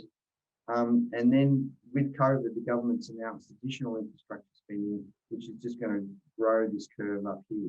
This is just the federal government. All the state governments are doing additional infrastructure as well. So the real curve is going to look even steeper than that and run out here like this, which is all good for us. The other key attribute of our business is that we're big. We're Australia's biggest. We're in every state and territory. We're diverse by geography, asset type, and industry type, which means that we're never going to be, if mining in Western Australia goes down, we're not overly exposed to that. Construction in Victoria goes down, it's not going to hurt us. We've just got a broad exposure to the market generally. Currently, we're 20% of the asset finance market in Australia. We've come this far in the last 5 years. In the next 5 years, we think we're going to be more like 40% of the asset finance market. This slide is a good slide. It shows the growth in our net asset finance going through our platform, and it's a nice, growing curve, and we continue to expect to see that to continue. Over here on the right-hand side, you can see that we have a number of retail-facing brands. So you don't see COG anywhere in the market, but you'll see some of these brands in different geographies, and these are the retail-facing brands. So to our lending business, there's been some change here. Previously, COG used to buy money from Westlawn and sell it through our broker network, and we had a margin. Now that we own 51% of Westlawn and increasing to 75%, we're just going to distribute from Westlawn straight through our broker market. In the current year, this change will cause us to write down some goodwill. The goodwill actually resulted in the balance sheet as a result of some accounting changes when we moved from investment accounting to consolidated accounting. It's not like we've actually spent money acquiring the business. It's a non-cash item and nothing to be worried about. So the outlook for the commercial finance business is very strong. You can see the risks. Risk will be lower given our new operating structure. Originations will bounce strongly after we get out of this COVID impacted area. Capital levels, our capital structure using managed investment schemes through Westlawn will mean that we've got plenty of capital to support our broken lending, which will drive a higher return on equity over time. I did want to draw you all to some research that's recently been undertaken through Petra Capital, which are a broker, and essentially it undertakes what's called a sum of the parts valuation. We're currently trading, I think, at 7.5 cents a share, which means we've got a market cap of circa 120 million. On Petra's very conservative sum of the parts analysis, the real number should be more like 179 million. So what that means is we're trading at a very deep discount to the fair market value of 11 cents per share. Just to quickly run you through this, in broad terms, the year ended June 20, we made an $8.4 million profit after tax and amortization. So it trades on face value at 14 times multiple, but there's a number of components you have to take off. So once you do this analysis, we've got our broking businesses worth 96 million, Westlawn businesses, our shares worth 40 million. We've got $24.1 million of surplus cash on our balance sheet, and we own $13.7 million of CML or ASX code CGR. And you add all that up and it comes up to $179 million. So we believe we're relatively undervalued, and that's good news for investors. The last piece here, very quickly, is a peer comparison between our lending business and other ASX listed equivalents. Wiser and Plenty trade on market caps of 200. They actually don't make any profit. Westlawn does. On that basis, Petra's view is that we're not getting the due reflection of value in our market cap and therefore our share price. Thank you very much, everyone, for your attention today. And if any of you want to contact me directly, please feel free. Thanks very much.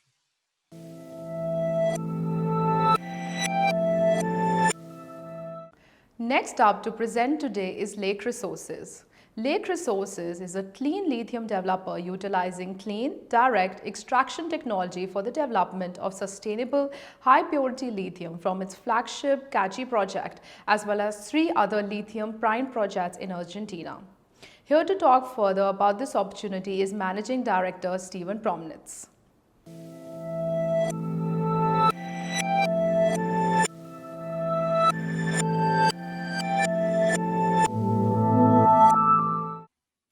Hello, my name's Steven Promnitz. I'm the Managing Director of Lake Resources, and we're a clean tech company focused on a more sustainable solution to produce clean, high purity lithium for batteries that are driving the electric vehicle transition. I will be making forward-looking statements, so there is a disclaimer. So our focus is on clean technology. This is not mining, this is just water treatment, and we've partnered with a group out of California, which is backed by the Bill Gates-led Breakthrough Energy Fund. We produce a very high purity lithium going into batteries, and it's responsibly sourced and far more sustainable than the 2 main methods that are used to date.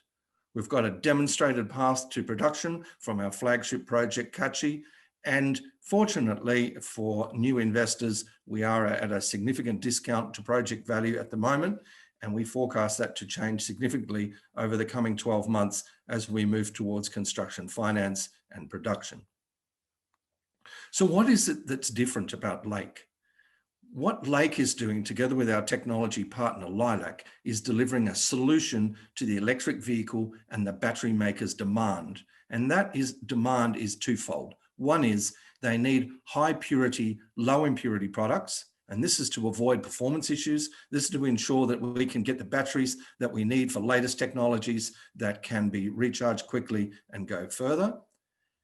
And as part of this whole transition from combustion engines to electric vehicles, they want to see a more sustainable supply of materials going into those batteries, something that's traceable and responsibly sourced.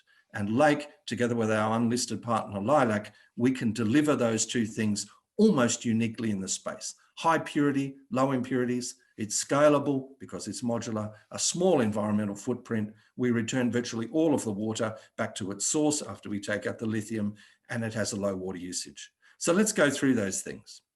First of all, why would you look at lithium?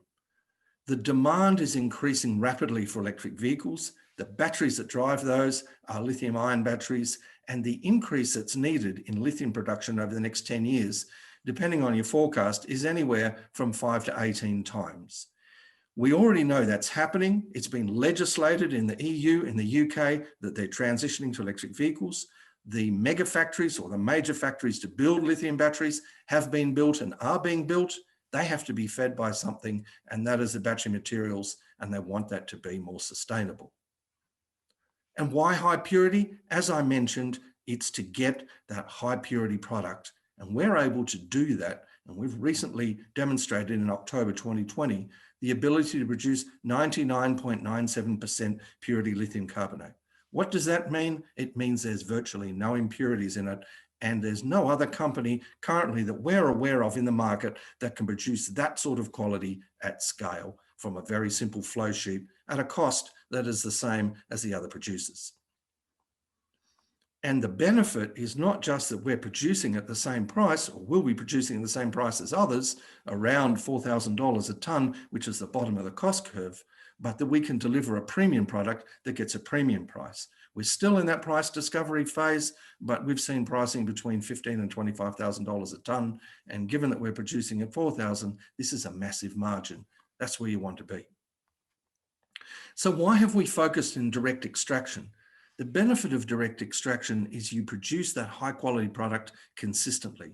There's no mining. We're not evaporating water. We do it quickly. We're talking days instead of months or years, which is a traditional method. There's no mining involved. It's cost competitive. Because it's modular, you can scale up more easily. We've done a lot of work to date to actually de-risk this, both at lab scale and at pilot scale. And so as we move towards construction finance, we can build this up and environmentally friendly. So what does that look like? Let me give you an idea. Evaporation that occurs with brines in Chile and Argentina, the evaporation ponds extend over the horizon. It's a hyper-arid environment. You evaporate that water. Perhaps not the greatest outcome. Or alternatively, in Western Australia, where the other half of lithium comes from, digging a hole like any other commodity. What we're doing is we're in a similar salt lake, but our footprint is the size of 1 or 2 city blocks instead of a small city. And we return virtually all of the water that comes out of the source back to its source without changing its chemistry, without heating it or cooling it, just taking the lithium out using a system called ion exchange direct extraction. And why is there a demand in sustainable lithium? Electric vehicle makers want it. Volkswagen, Daimler, BMW, Mercedes, just the last 2 weeks, the whole EU, Tesla, they've all wanted this, and they want to diminish the issues with water politics in a hyper-arid environment. Our technology partner is backed by people who have made money in disrupting the industry. That's what we're going to be doing, but we're going to be doing it with an ESG benefit, with an impact investment. And as I mentioned, there's really nobody else in the industry that's doing this. These are the sorts of targets that we want to meet under our UN goals as we move through the next couple of years. Where are we located? We're in what's known as the lithium triangle, Chile and Argentina. Don't be put off by that. The reason we're there is these projects are huge. The big 5 producers, they're all there, and we're there too, well located. This is what our project looks like. It's just another salt lake, arid. The difference in the salt lakes here, as opposed to in Australia or in some other arid places, is they have lithium dissolved in the water. We already have a larger resource. We defined that back in 2018. Of that larger resource, we only use 20% in 25 years of production, and we know that we can make this resource larger. One of the good things is we control the entire basin. It's the equivalent of 11 times Manhattan Island. What are we doing next? We're sending out samples to offtake partners. I can tell you that when we engage and can publicly state that we're working with an offtake partner, a household name, that will change the valuation of that company. And in the meantime, we're sending our samples to a company called Novonix, a standout in battery technologies. Their battery testing facility is located in Nova Scotia in Canada. They work with all the household names, and they've agreed to take our product. And over the next few months, we'll see how well our high quality product actually performs in battery packs and cells. So given that, we aim to complete all of our studies over the next 12 to 15, maybe 18 months. We're going to have one of these pilot plants like we have in California actually operating on site. We'll be going through the construction finance phase and discussions this coming year. We've had a lot of interest, particularly out of Europe, to finance this, and then be producing at a significant scale of just over 25,000 tonnes per annum in 2023. We're listed on the ASX, 800 million shares on issue, market cap of about 40 to 50 million, and plenty of upside. This chart here shows you that we're only trading 2-3% of NPV. Our peers are 10 to 40%. There's plenty of upside. So I urge you to have a look at this stock. Clean technology, high purity lithium, responsibly sourced and sustainable. We're almost uniquely positioned in the industry, and this, to put it simply, is a 21st century solution to a 21st century demand. It's available on our website, lakeresources.com.au, or email me, Steve, S-T-E-V-E, @lakeresources.com.au. Thank you so much.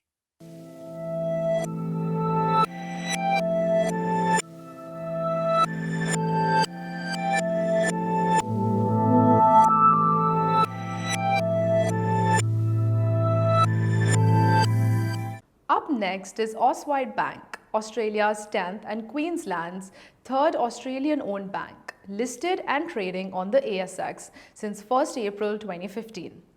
Auswide Bank offers Australians an extensive range of personal and business banking products and services issued directly or in partnership with leading service providers via an omni-channel distribution strategy. Here to talk further about this opportunity is Managing Director Martin Barrett.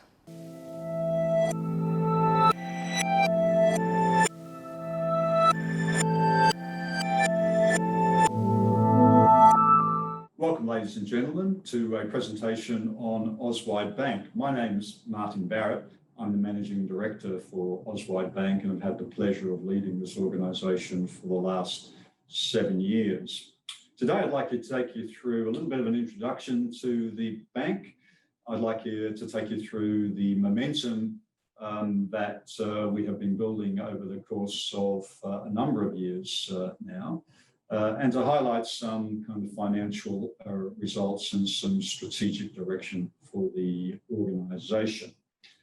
So if I turn firstly to Auswide Bank, we're about 55 years old. Started life as a building society in regional Queensland, and over the years have acquired and also grown our business primarily through Queensland. And you'll see on this slide that about 75% of our loan book is actually located in Queensland. We have a strong legacy position through towns such as Bundaberg, Mackay, Hervey Bay, Maryborough, Gympie. But more recently, we have been building presence and capability through eastern Queensland, and particularly southeast Queensland through New South Wales and Victoria. And I'll talk a little bit about that in a little while. We have around about $3.7 billion of assets. And many of you may have noticed the front cover. We are the main banking partner for Queensland Rugby League, which means that we've had our Auswide Bank logo on the jersey of the Queensland Maroons in the recent 2-1 win in the state of origin. Sorry if you're from New South Wales.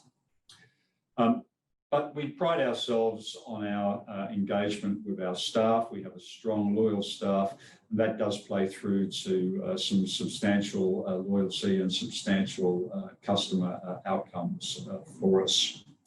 That leadership change some 7 years ago resulted in the organisation completely rebuilding itself, focusing on profitable growth, renewing its branch network, some 18 branches, modernising, investment in technology, but also, and importantly, investment in distribution channels and investments in the efficiency of the organisation.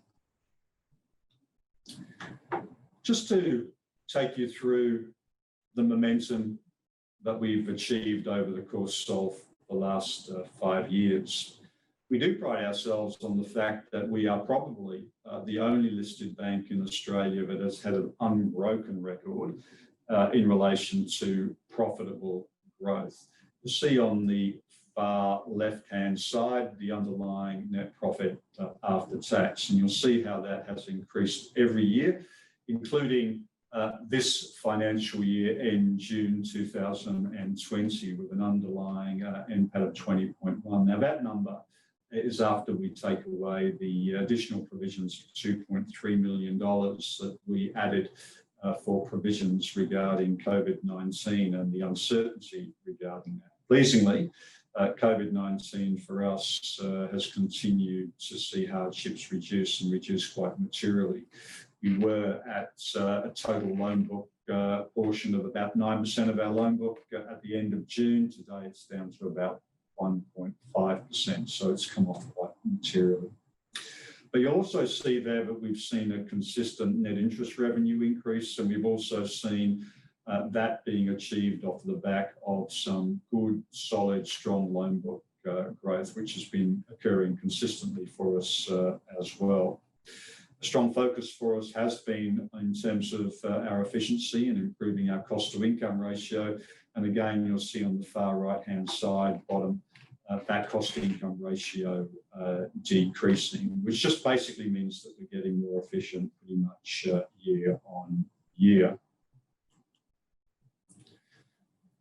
We recently had our AGM, and in that AGM, we provided the market with an update regarding our start of this financial year, and it's actually been an outstanding start.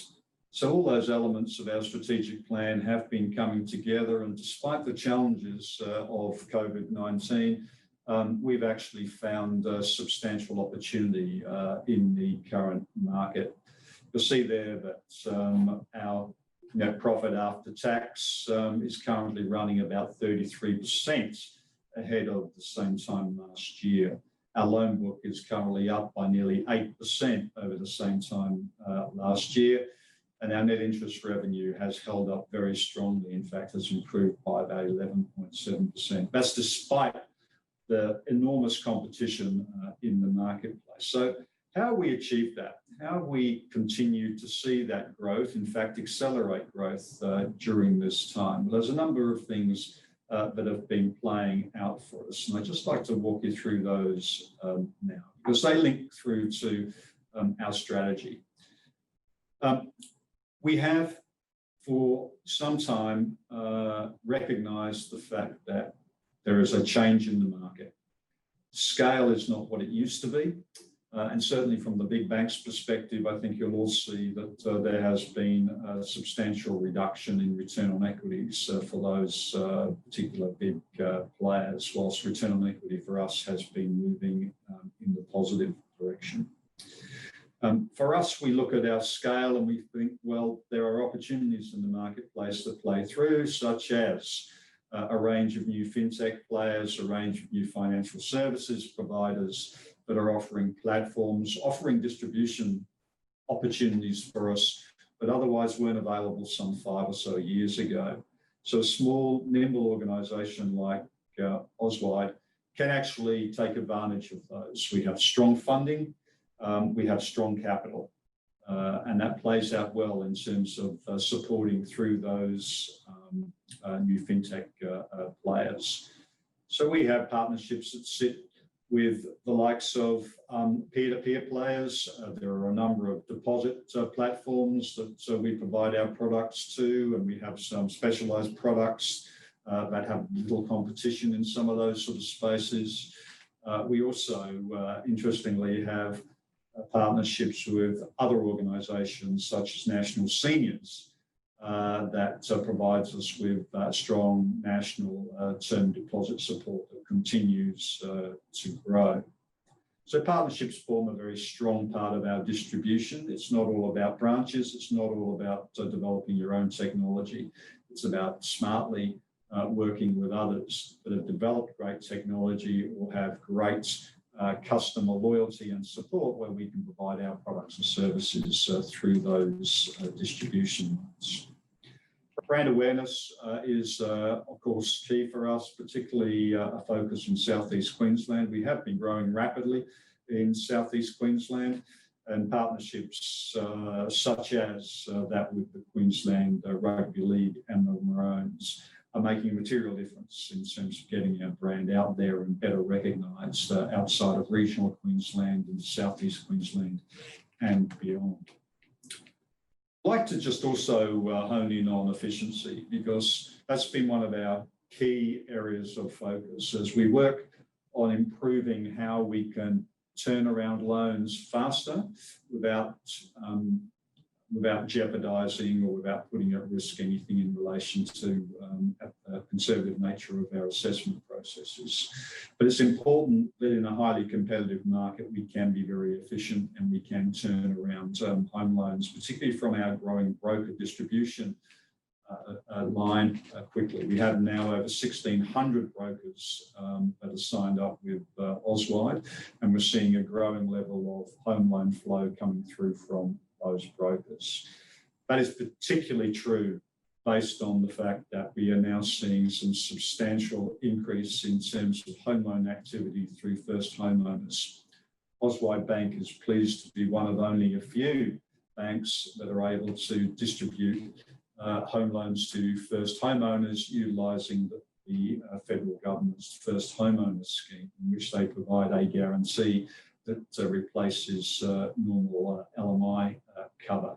So that provides us with a market that is relatively slim in terms of competitors, but very strong in terms of demands. And it's no surprise that with our capability and our efficient attention to our broker distribution lines in particular, that we are amongst the better performing banks in Australia that are part of that particular scheme, assisting quite substantially to our ongoing loan growth. Now, on the far right side, I'd just like to point out some targets that we have held out in our 3-year strategic plan that was put together some 18 months ago. We focused in on achieving a cost-to-income ratio of 60%, a stable trend in our net interest margin, a return on net tangible assets of 10%, and above system loan growth. Cost-to-income ratio of 60% and that return on net tangible assets was actually considered to be a little bit of a stretch when we first put our plan in place 18 months ago. Pleasingly, with the results that we have recently announced, as I mentioned in that AGM update, we have actually surpassed that return on net tangible assets target, and we are on our cost-to-income ratio target. So very different perhaps to most of the banks in Australia right now. We're finding the need for us to revisit those particular targets and to revise them upwards as that momentum in our business continues, and we expect to see good, strong loan growth occurring through the rest of this half year and certainly through into to next year as well. That loan growth, as we have called out consistently in other presentations, needs to generate improved profit for us. We're not in the game of increasing growth, chewing up capital and not delivering on the bottom line. And we have been able to deliver on the bottom line consistently. That is helped not only by loan growth, but by a very strong focus on our cost of funds. We're getting strong deposit support through this period of time. We've always enjoyed a strong deposit base. But we've been seeing those cost of funds coming down materially as we see those RBA rates now down to 0.1%, unbelievably. Low interest rate environment does create some challenges, but Auswide Bank is very well equipped to be able to deal with those challenges. And as I've mentioned, the various areas of focus that we have are putting us in good position to actually take advantage of what is a crisis, albeit a crisis that Australia is managing well. So that's my presentation. Thank you. Obviously, a quick disclaimer for you to read, but hope you found that interesting, and I'm more than happy to take any questions that you might want to send me via email if that is what you wish. Thank you.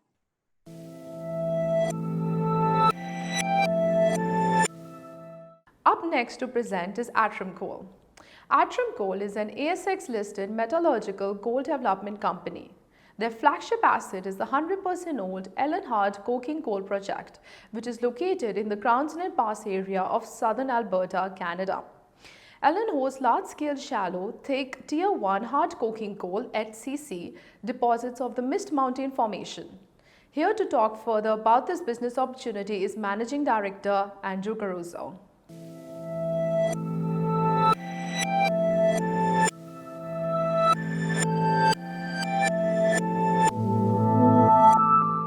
Thank you for this opportunity today. My name is Andy Caruso, the Managing Director of Atrum Coal. I'm very pleased to share our strategy today to advance the Elan hard coking coal project in southern Alberta, Canada. I'd like to take you through a short presentation on our current status and plans for the coming year. Firstly, just some important notices around forward-looking statements and competent persons. Let's talk about Atrum as it is today. Our market cap is around about 170 million Australian dollars. We have $14 million in cash as at the end of September and zero debt. I'd like to acknowledge our shareholders, in particular our major shareholder, Tim Roberts, who has 19.3%. We have a very experienced board based in Australia, the US and Canada, and led by our non-executive chairman, Chuck Blixt. Firstly, I want to talk about the value of Tier 1 hard coking coal. This is used for steel production, also known as coking or metallurgical coal. So high-grade, high-quality Tier 1 hard coking coal is necessary for blast furnace efficiency to make pig iron all around the world today. So hard coking coal is not substitutable in a baseload sense. And so moving forward, it is critical for the production of steel for many, many years to come. The Elan project represents a rare opportunity for investors. It has clear scarcity value. It's located in Western Canada, so in a Tier 1 jurisdiction, adjacent to the operating Teck mines to the west that are doing some 25 million tonnes of clean coal production per year for export to markets, particularly in Asia. The Elan project, as shown here in the green, is one of the largest tenement holdings in the area and hosts at the moment a resource of 500 million tonnes. And there's real upside potential from there. Our southern boundary is located next to infrastructure with this rail line heading through to the west and out to coal terminals in British Columbia. So there's real opportunity to develop multiple Tier 1 coal operations within the Elan tenement base in years to come. We have very attractive geology at our flagship Isolation South project. We have 4 coal seams that can be up to 100 metres thick in cumulative. So with this very thick coal, very shallow coal, there's real opportunity to deliver low operating costs for the duration of the mine life. As mentioned, Tier 1 hard coking coal is in great demand today. So the coal test work that Elan has done demonstrates that we have a coal product which potentially can be the rival of Elk Valley that is mined and exported by Teck today, and is also analogous to some of the coals that are produced on the east coast of Australia. So a premium mid to low vol hard coking coal with favourable ash content and low total sulphur and phosphorus is very marketable and is the foundation of our project as we move forward. We have access to ready transport logistics. So our supply chain from the Elan coal site out to the Western terminals is based on accessing available rail and port capacity. We're already having those discussions and are very positive on the basis of that free capacity. So through the PFS, we're now studying options and solutions with respect to infrastructure and logistics. There's also real upside potential in our project. If we look at our tenement holding today, which is shown here on the right-hand side, there is around 40 kilometres of coal strike within that tenement holding. We have Grassy Mountain to the south, which is currently going through permitting, and we have the Elk Valley complex out to the west. Probably only 15 or 20 kilometres of that 40 has been fully explored. So again, underpins that there's further potential upside in the coal basin in our tenement holding. The scoping study was completed in April this year. We looked at two cases, a 6 million tonne clean coal case and a 4.5 million tonne per annum clean coal case. Both of them showed attractive economics. Our cash OPEX between US $81 and $84 a tonne puts us in the lowest second cost quartile of export coking coal. And this was all based on a benchmark of around about 140 US FOB. And that compares to a 10-year historical average of 180. So there's some conservatism built into this. We think our coal products can attract certainly close to benchmark based on the assessment we've done today. So the financials and the economics here stack up very well for the future development of our project. There is further upside. In the April scoping study, we weren't able to fully report all the project potential because of the amount of inferred resource. Our recent resource upgrade has substantially corrected that. And so there's real upside potential to report a higher production target and higher mineable inventory in future releases. There's also, as I mentioned, upside in terms of the broader tenement, as well as in processing yield. So some real upside opportunity. The major resource upgrade was released recently.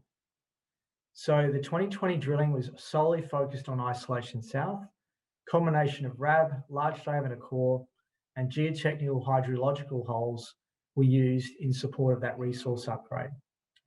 The main feature of that is a 113% increase in the measured and indicated categories within that resource. So it's gone from 82 million tonnes to 175 million tonnes.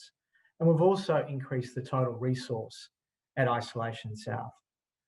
That underpins an updated scoping study in December and a final resource update expected by first quarter.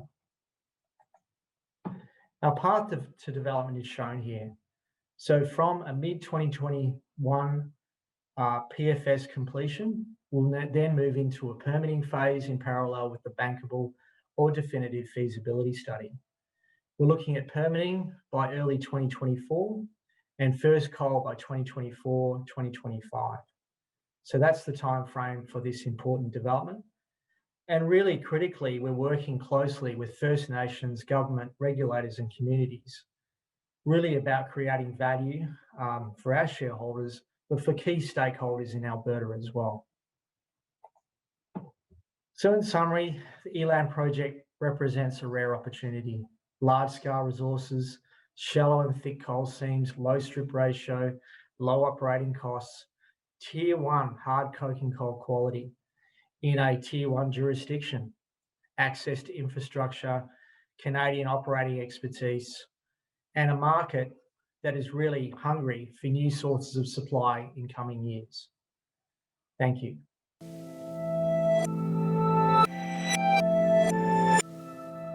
Our next presenter today is Elementos. Elementos is an Australian-based company with a vision to become a major global tin producer. Their flagship Oropesa project in Spain is one of the world's highest grade, lowest cost tin projects under development with a production target of 2,440 tons per annum. Elementos is committed to the safe and environmentally conscious exploration and production of high-grade tin resources. Here to talk further about this opportunity is Executive Director Chris Dunks.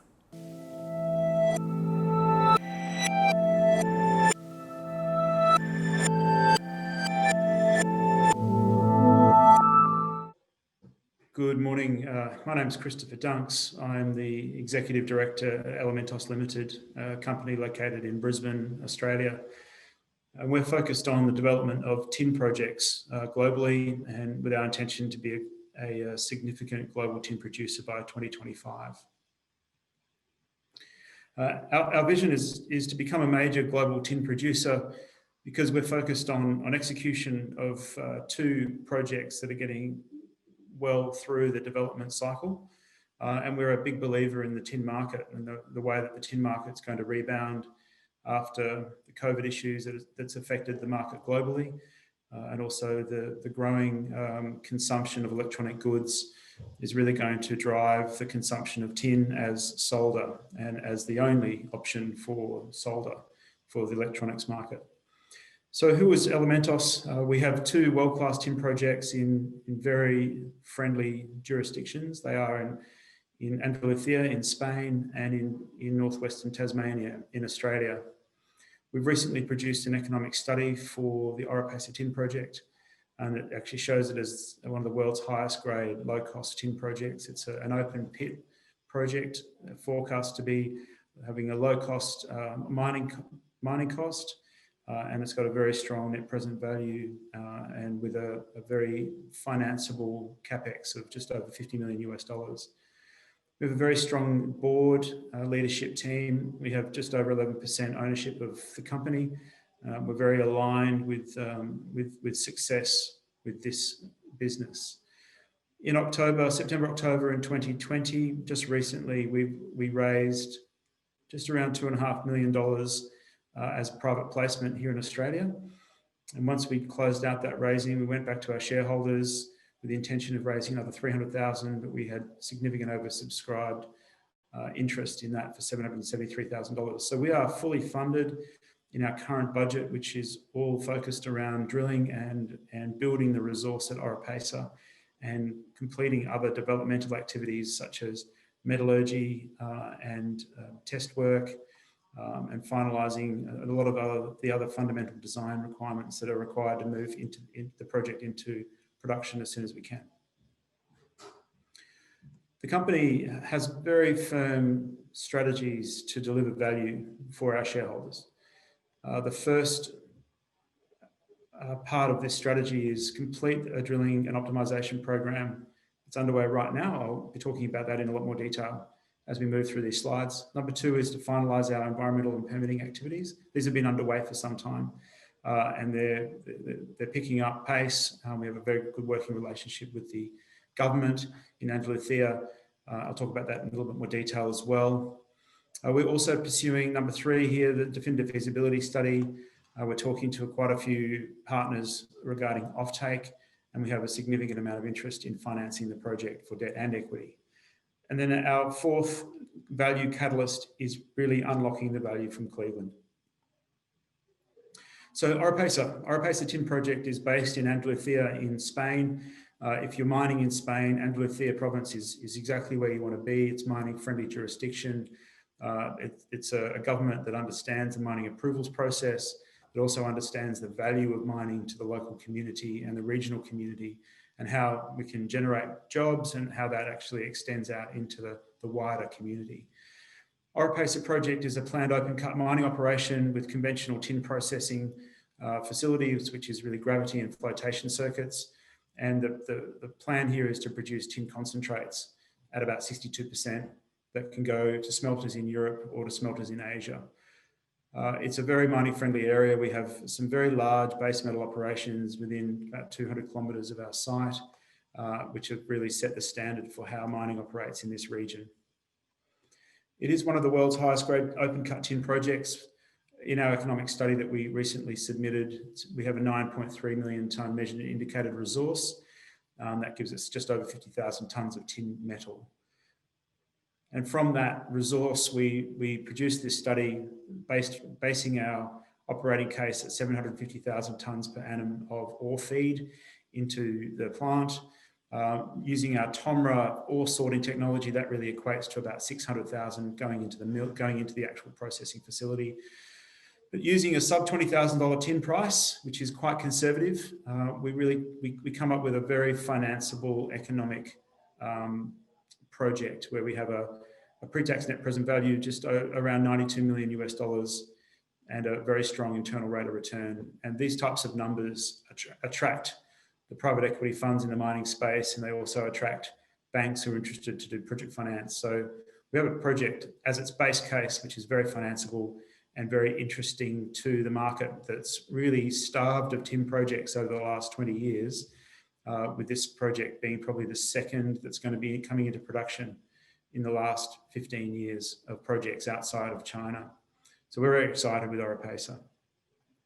We're targeting getting into the bottom quartile cash costs, and that's really going to come out of our drilling program and be driven a lot by stripping ratios, which I'll talk about in a moment with our drilling. So our drilling and optimization started in October. We've now drilled about nearly 20 holes. We'll have assay data coming out imminently on that. We have some really interesting hits and visible mineralization. But again, that data will come out in detail imminently. So the key areas of drilling is new drilling. So we're looking at new areas where we've got geophysics have identified potential extensions to the ore body. We know that there's a lower grade tin halo around our resource, so we're drilling that to determine exactly what's there to add to the resource. And we're also looking at historic drill core, which we have identified as being not assayed previously. And that's providing a lot more data for our near surface material. So our new drilling, we're converting our inferred resource, which you can see in this image on the top right and the bottom left, around the center, that very light blue color. We're converting that into an indicated resource so that we can include that in our economic model. The inferred resource was not included in our economic model. If we do include this resource, we have 12 million tonnes of measured, indicated and inferred material. So we're drilling in this area at the moment, and we have been drilling down here. We've got a number of different areas on the ore body that we're drilling to identify the way that the mineralization has occurred and where it was coming from. And on the Oropesa ore body, this is what we're doing here. It's called a fault-controlled mineralization. We are identifying this from historic data. We're also drilling in new areas for our resource. In this image, the green is our existing resource of 12 million tonnes, I beg your pardon. It includes the inferred. Our geophysics has identified that we have different areas or different zones of interest that we're wanting to drill. So we're drilling in this northwestern area to find if we have tin mineralization in that space. And that information will come out to the market when we can provide the assay data. So we are now drilling through into what's called a halo area, and we're coming up with some very, very interesting information. And we have mineralization that we're trying to identify. It's occurring from the surface down to the ore body that's shown here. So some of our results have been really interesting. We have visible mineralization in the ore body, and that's really identifying areas of drilling in the past that have identified this material, and we're confirming what's there. And again, we've had zones of semi-massive sulfide mineralization where we have been drilling in new areas. That information will come out to the market in due course. And finally, very briefly, Cleveland is our second project, and we are currently working through development plans for Cleveland, including financing opportunities and options to be able to build Cleveland through to production as soon as we can. The tin market is coming into a shortfall. It has been for quite some time, but we see that the global market recovering after COVID is really going to push that tin price up, and it's going to push demand, and there will be a supply shortfall. So we're looking to come into production right around the time when that occurs, when the tin price will be strong. Our board is very aligned with the project execution and very aligned with getting these projects up and running as quickly as we can. So investment summary, we have a very strong investment case for Oropesa. Our drilling and optimization plan is proceeding very, very well, and our strategy is to become a significant tin producer, by the middle of the decade. Thank you very much.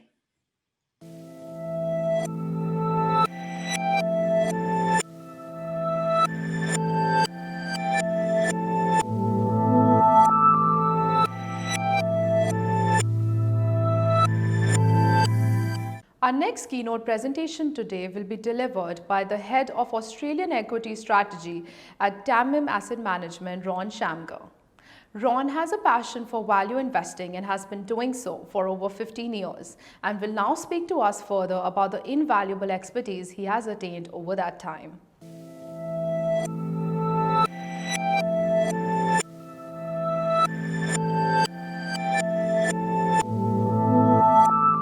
Hi, good morning, everyone. My name is Ron Shamgar, and I'm the head of Australian Equities for TAMIM Asset Management. Thank you for having me today for the Wholesale Investor Conference. And today we'll just give a sort of a brief outlook. We'll sort of review back the year 2020, and we'll give a brief outlook on where we see the market and the opportunities going into 2021, the way we invest. And then we will look at some of the companies that we like. Some of them we call the so-called COVID winners, and then we look at the ones that we think will benefit as we get vaccines and the world starts going back to normal. This is just a brief disclaimer. You can read that at your leisure. And that's the agenda for today, which I just went through.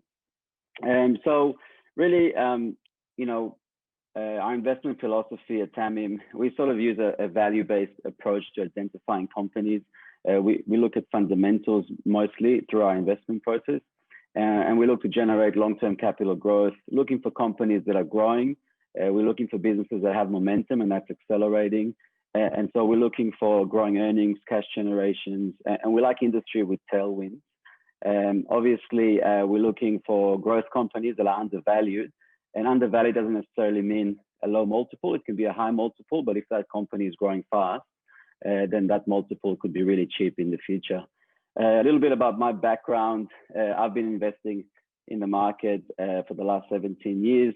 I founded and ran the TBF Small Cap Value Growth Fund for about 5 years. And then I joined TAMIM 2 years ago, and I run the Australian All Cap portfolios. For TAMIM, last calendar year was really great. We did 56% return. This year was obviously mixed, but we're finally positive for the calendar year. And with the current November returns, we're tracking about 15% up for the calendar year, which is quite pleasing in these circumstances. So just an outlook on Aussie equities.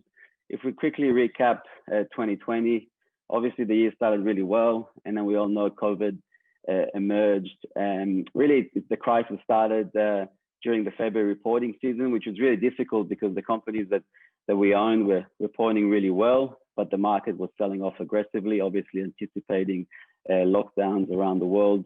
So there was a bit of a disconnect between what was actually being reported by companies and what the market was doing. It did catch us a bit off guard. And as we know, the March sell-off was probably the quickest and fiercest, probably in human history. I mean, the markets were down at the lows almost 40%. So how did we react? So we kept in constant contact with management teams on a daily basis through March and obviously through April. And we started to sort of understand and get a feel for which companies, which businesses, and which industries are going to benefit from these lockdowns and obviously the government stimulus and so on. And so we started to pivot our portfolio instead of just sitting there and staring at the headlight like a deer and just hoping for things to get better. We really pivoted the entire portfolio into what we call COVID winners. So companies that have benefited from obviously the shift to online purchasing as people staying at home. They were buying online, so e-commerce businesses. People staying at home, they can't go out, so they were cooking more at home. So meal kit delivery businesses such as Marley Spoon, and for example, online lotteries like Jumbo Interactive, and then payments companies as people were avoiding using cash. The fear of catching COVID. So payments businesses, and then obviously as people are using payments and online shopping, buy now, pay later providers or online consumer businesses, and then remote working for the workforce. So companies really needed faster connections, cybersecurity, and so on to be able to allow their staff to work from home. And then people staying at home generally, obviously they're consuming more data. Everyone's watching Netflix, so just general sort of telco businesses. So we pivoted their portfolio, and obviously those kind of companies performed really, really well. Obviously, since March, we outperformed significantly the market. Those are some of the returns up until the end of October. And as I mentioned, in November, we're up another 10% plus. So if we look forward, obviously going into 2021, why are we still positive on equities?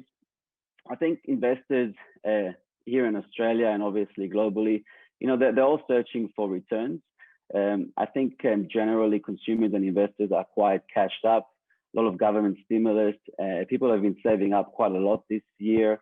There's no overseas travel. They're not going out as much. And there's a lot of cash sitting on the sidelines in super funds. Global interest rates and in Australia are essentially at near zero. People are getting absolutely nothing on their cash or their term deposits.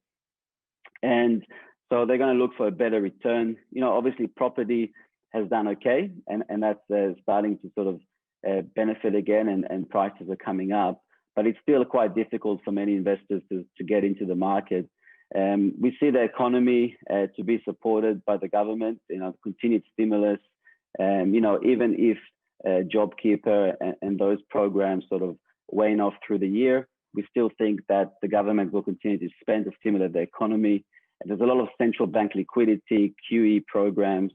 And so we think equities are going to look really attractive. There's some really good businesses out there paying really good dividend yields. And then we have vaccines and treatments that are really emerging really fast. And I think the world will sort of come out of these lockdowns, which are still ongoing in parts of the world. And we'll have a very, very strong economic growth year next year. We do expect volatility. Investors are a bit still jumpy. And some valuations in some sectors like tech are quite high. So we do expect volatility. But we're starting to see a rotation into value, especially as we go into 2021. So the sort of, the COVID winners of the world, some of them are still going to do really well. But, the old world economy businesses that we like to call them, or the vaccine winners, they're really going to benefit. Businesses that will benefit from economy opening down and so on, domestic and international borders reopening at some point next year. And then usually these kind of businesses, they tend to pay more dividends as well to investors. So there'll be a surge for dividend yield. And that's why we think, those kind of businesses, the value businesses will return into favor. And so just quickly, the kind of things we look for when we look at a company. So we like revenue visibility. Ideally recurring or contracted revenue is what we like. We try and understand what's driving revenue and profits. We like industries with tailwinds. We avoid ones that have structural decline, what we call a value trap. They're being disrupted, and management hasn't really changed the business. We're looking for high cash conversion, so generally low capital intensive businesses. Balance sheets that are conservative. We don't mind debt as long as it's quite serviceable. And then the key, especially in that sort of small to mid cap part of the market, which is where we focus on, we're looking at the management teams, the board. Are these guys, have they got skin in the game? Are they aligned to shareholders? Do they have a track record of delivering on what they say and what they promise? Have they done something successful in the past and delivered value to shareholders? And then when we tick all those boxes, we look for the catalyst. What's going to re-rate the share price what will make investors want to buy this company. And so we try and identify those. We don't want to be stuck in a company that's doing nothing for another 12 months. And then finally, we value it. We use several methodologies and we try and buy it at a discount to its intrinsic valuation. But, we, unlike some other investors, we don't pay too much attention to, whether a stock is worth $1.90 or so ever. As long as we can buy it at a big discount, we say we would rather be approximately right than precisely wrong. So those are the kind of sort of key investment criteria for us. So now I'll go into the sort of maybe the more interesting part, which is kind of like the companies that we like. So I'll talk about 3 COVID winners, so to speak. The first one is a company called Redbubble. They're a global marketplace for independent artists, 500,000 artists around the world, mainly North America and Europe, not so much Australia. And a really interesting business model. They don't hold any inventory. They've got about 41 fulfillers, manufacturers, printers around the world. And so artists basically put up their artwork online. Anyone can do it. And then consumers go to the marketplace. They can choose an artwork that they like, and they can get it printed on 120 different product categories, t-shirts, mugs, cups, or whatever. And Redbubble has a very favorable working capital, so they take the money off the consumer, and then only a few weeks later they pay the artist and the fulfiller, which sort of drop ships the printed end item. So they generate a lot of cash, obviously benefiting from a shift to that sort of e-commerce. The US, e-commerce sales, as you can see there, has really boomed in the last 6 months. Probably sort of fast forwarded by maybe 10 years in terms of adoption. They've been growing the last 5 years at about 32% per annum. They're actually super profitable. In fact, they're the most profitable e-commerce business on the ASX. They've got about $90 million of net cash. We think they're on track for about 100 million of EBITDA in terms of run rate. And we think that analyst consensus is quite low in the market, and we think there's going to be upgrades through the year. We think the stock is worth $7 or another 40%. And we also think that they'll start paying dividends next year. They'll launch new products. And, if you look at it compared to some of its peers like Kogan, Temple & Webster, and even its global peer, Etsy, it's really, really cheap. So this is a stock that was a COVID beneficiary, but we still think it's really attractive. Another one is in that sort of telco space. This one is more of a smaller market cap, around 200 mil. It's called Spirit Telecom. And really, it's sort of been a turnaround story a year ago, and now it's into this high growth phase. It's really transformed itself under a new management team last year into a sort of modern national telco and IT services provider. Their managing director is quite impressive. He's got a track record of coming into companies, turning them around, growing them aggressively, and then selling the business 2 to 3 years. We think he's going to do the similar style here with Spirit. They're essentially acquiring other telco cybersecurity businesses that service that sort of small to medium end size of the corporate market. They obviously a COVID beneficiary as companies needed a remote workforce solutions. And they've got about a FY21 run rate of about $100 million in revenue. They're targeting about 15% EBITDA margins. They actually cashed up. They've got about $30 million of cash and debt facilities to use. And we expect further acquisitions, possibly one very soon. The industry is consolidating. They have a lot of recurring revenue, which is what we like. And then obviously, we expect them to crystallize significant shareholder value in the future as they look to sort of either sell the company maybe in 2 years or merge it with another listed company. We think it's worth about 55 cents. And we really like this one. It's one of our largest holdings.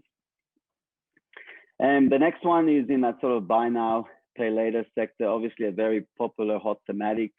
The company is Sezzle. It really is a pure buy now, pay later provider in North America, so mainly the US and Canada. Just the same as Afterpay, they pretty much copied their model and they're really growing fast. They're probably one of the fastest growing in North America. We like it because it's pure North American play. So it is the most lucrative, biggest market for this sector. And they're just focused on that. Afterpay is obviously global, and in Australia, Zip, for example, again, They have QuotePay, which competes with Sezzle in the US, but again, they're very big in Australia. So here you're just getting that, sexiest, that biggest opportunity, pure play. We think buy now, pay later is here to stay. We think it's a new form of credit, maybe for a bit of the younger generation. They're really shifting away from credit cards. They don't like using it. There's that sort of debt spiral of using a credit card. We think buy now, pay later is a more responsible form of lending. They can cap you in terms of how much you spend, in terms of your late fees, and also they can stop you from further borrowing if you miss any payments. They've been growing really fast. They're on track for about $1 billion of total transaction value by the end of this year. That's US dollars. The market cap is sort of just over $1 billion.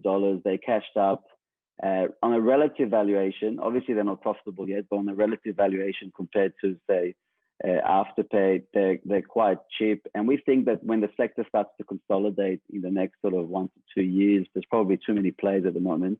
We think they are probably one of the takeover targets because you're getting that pure North American growth story. Interestingly, the management and the founders, they own about 60% of the company and they haven't sold a single share still. So we really like it. We think it's worth about $10. I think the sector has obviously had a good run.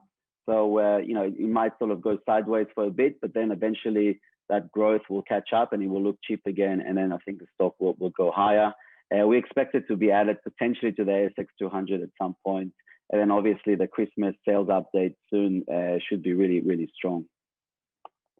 And I will switch from COVID winners to sort of 3 businesses that are vaccine winners, so to speak. So the first one is EML Payments. Again, this is another payments company. It's a global business. They provide debit solutions, debit virtual cards to government in terms of dispersing funding, fintechs around the world, helping them power them and issue debit cards. They do gift cards around the world in malls, salary packaging, gaming solutions, and so on. They've acquired a business earlier this year in the UK, which really diversified their business away from gift cards and shopping malls and into that more sort of reloadable mobile debit cards. They got an amazing 6-year track record of execution, innovation, and growth. 90% of revenue is recurring. They're actually really profitable. They're on track to do about $60 million of EBITDA this year. And they're cashed up. They got about 120 mil of net cash on their balance sheet. Really impressive management team. And we really like it. Obviously, you could argue this is a bit of a COVID winner in terms of that mobile payments piece, but because they had a very large proportion of their revenue in shopping malls and gift cards, the lockdowns really hurt them. But as that's emerging with vaccines, we think they're going to be an actual vaccine winner and plus benefit from that structural shift to electronic payments and mobile payments and so on. We think it's worth about $5, so another sort of maybe 35% from here. And they will continue to do acquisitions, maybe announce some big contracts. And the key here is really that Christmas gift card sales, which they'll give an update probably in their half-year results in February. The next one is a company, again, the small end of the market. So it's a 100 mil market cap. It's called Healthier. They're essentially a roll-up of podiatry and physiotherapy clinics in Australia. They've been listed for a couple of years, really conservative management team. They came from Green Cross, which was a very successful veterinary practice roll-up, and then they got taken over. And they recently acquired an optometry business, and they entered that optometry sector, which is really defensive, fragmented, just gives them more growth options to acquire clinics around the country. They're on track for that 180 mil of revenue and 30 mil of EBITDA in financial year 2022. So they're trading on a PE multiple of 9 times and yield of 5%. They're actually growing organically. The first quarter organic growth was 11%. So it shows they're not just acquiring clinics, they're actually growing them. They're going to benefit as everything opens up and consumers people feel comfortable visiting the local podiatrists and so on, as we have a vaccine. And they're going to continue to acquire businesses. And so we think it's really cheap. It's worth $2, so significant upside. They pay good divvy. And I think you'll see the stock re-rate as it's now 100 mil market cap and on the radar of other fund managers. Finally, the last stock for today is another vaccine winner, and it's called National Tire and Distribution. Again, another sort of small cap, 100 mil market cap. They're the leading national tire and wheel distributor in the country. they're obviously benefiting from the increase of the used vehicle market. There's big demand for the used vehicle market. People are using less public transport, because of COVID and so on. And so people are using their cars more. And then because of international border closures, we're seeing people traveling and going on holidays more domestically. So they're traveling more, driving their car. And these guys are obviously benefiting. And they recently acquired their biggest competitor, Tires for You, which gives them, it's a bit of a game changer in terms of scale. The combined group will have 450 mil of revenues. And we think they can bring that business, which wasn't making much money, into the same sort of EBITDA margins as them. So we think they'll do 30 mil plus of EBITDA in FY22, really, really cheap, 6 times PE. They could probably keep acquiring other tire and wheel distributors. A good track record of profitability and cash flows. They should resume dividends. And I think they're a real vaccine winner. Our valuation is about $30, so maybe another 50% from here. And then the next catalyst is sort of the February results, dividends resuming, and then some more updates on the acquisition of Tires for You and so on. So really, these are the sort of companies that we look at, we like to invest, we own them, and I think they're going to perform really well into the future. And that's it for today. So, if you have any queries or questions about what we do at TAMIM, or you want to find out more about our funds, then these are the details, and you can contact us at TAMIM. Thank you very much for having me. Our next presenter today is Laneway Resources. Laneway Resources is an emerging Australian resource development and mining company with projects primarily targeting gold in Queensland and New Zealand, as well as a coking coal resource project in northern New South Wales. Here to talk further about this opportunity is Executive Chairman Stephen Bizzell.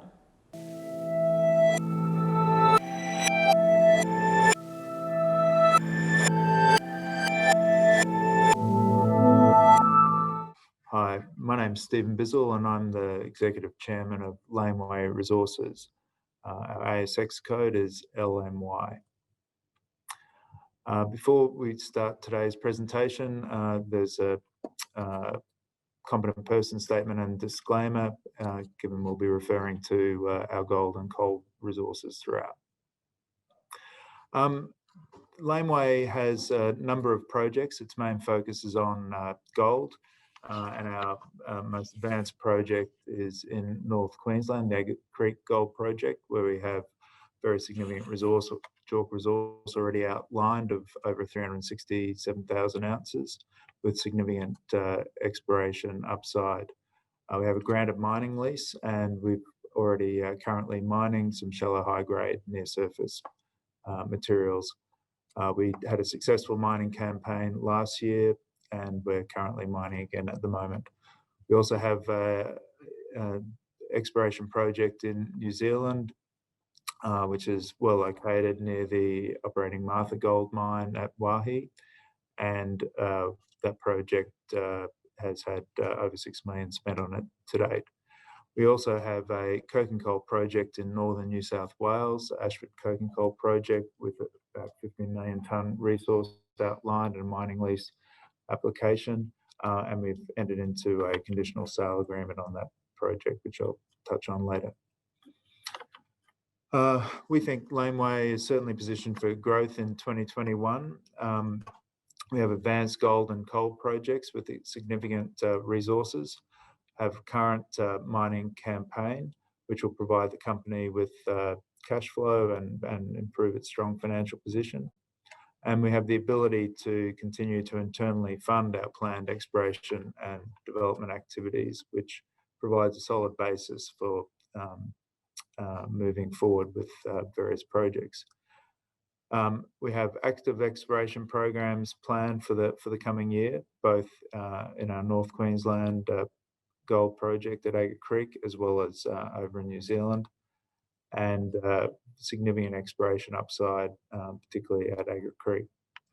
We're also progressing the planning and environmental approvals and appraisal for future large-scale mining activities at Agate Creek, which would also include on-site processing. And the Ashford Coking Coal Project, where we have the mining lease application underway, we've entered into a conditional sale agreement there to bring forward value realisation for Laneway shareholders and create a pure play gold investment profile. So as I said at the start, we think Laneway is well positioned for substantial shareholder growth in value. The corporate overview, capital structure, company has 3.7 billion shares on issue at a market cap of about 30 million at today's share price. Unlike a lot of junior resource companies, we're actually a profitable mining company. The last 2 years, we've had a net profit after tax, and last year's for FY20 was 1.7 million. I'm the chairman of the company. My background has been with a number of resources and energy companies over the last 25 years. I've been co-founder and director of companies like Arrow Energy, which we took from startup to a $3.5 billion takeover in 2010. Bow Energy, which was taken over for 550 million in 2012, and also as a co-founder and director of Stanmore Coal, which was taken over earlier this year for 250 million. Also a director of, currently a director of Strike Energy and a couple of other ASX listed companies. My fellow directors bring a range of experience through legal and financial markets, and our COO and exploration manager, Scott Hall, has over 25 years experience as a geologist. That's a shot of recent blast up at Agate Creek and some of the gold that we produced from last year's campaign. Just a little bit more detailed summary. We have taken an approach with Agate Creek project. It's of focusing on generating some near-term cash flow there. We had the mining lease granted in March 2019, and we were able to produce our first gold bar within 10 weeks of that mining lease being granted. We've got a high prospective broader portfolio up there and a global resource of over 350,000 ounces with a high-grade subset at Sherwood, which is the focus of our near-term mining campaigns. Current mining operations, we're currently mining a campaign which is targeting 43,000 tonnes of 6.5 gram gold ore from the Sherwood open pit, and we'll be processing some of that ore this side of Christmas, and with the balance to be processed in the new year. We're looking at targeting future mining operations at Agate Creek in the near term, focused on the high grade opportunities, where we've currently got 120,000 tonnes outlined at 5.7 grams. And in order to undertake that, we need to undertake some further environmental approvals, which are targeted for next year. We're also planning on further progress and valuation and planning for larger scale mining activities, which would necessitate on-site processing. During the past year, we had some drilling programs up at Agate Creek, and that certainly shows some of the high grade potential of the project. We had drill intercepts of 7 meters at 15 grams, 6 meters at 10 grams per tonne, and intercepts up to 60 grams per tonne. Heading across the ditch to New Zealand, we have the epithermal gold project over there. As I said earlier, well located near the Martha gold mine at Waihi, which provides an opportunity for operating mill that, if we outline resources there, that could potentially be processed through there. We plan on drilling the Jubilee prospect, hopefully in the first quarter next year, subject to constraints by the current COVID pandemic, but assuming access is able in that area, we'll be underway there. And we have done a lot of geological work building up the targets for that program, and including geophysical programs and ground penetrating radar techniques, which hopefully will allow us to identify mineralization through the current drilling program.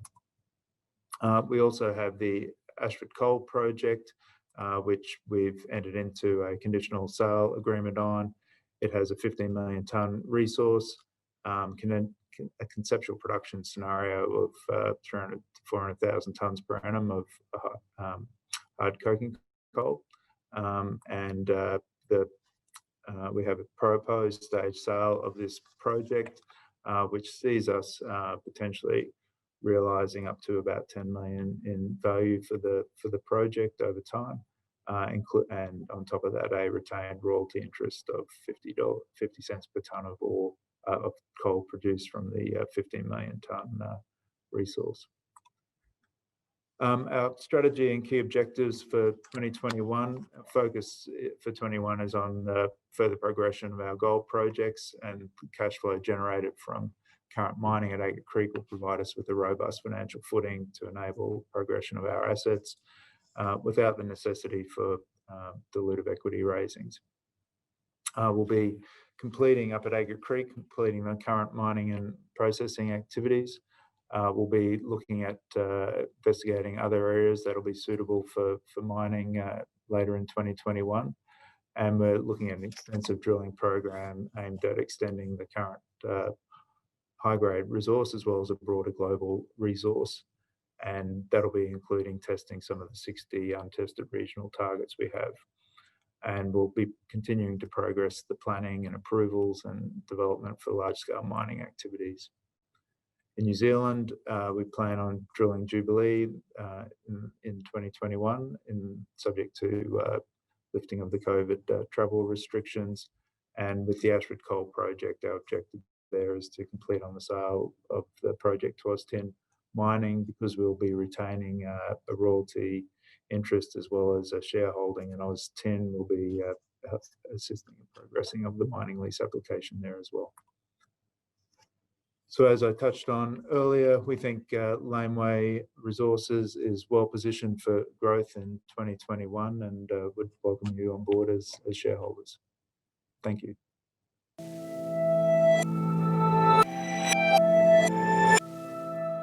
Next up to present today is eCargo Holdings.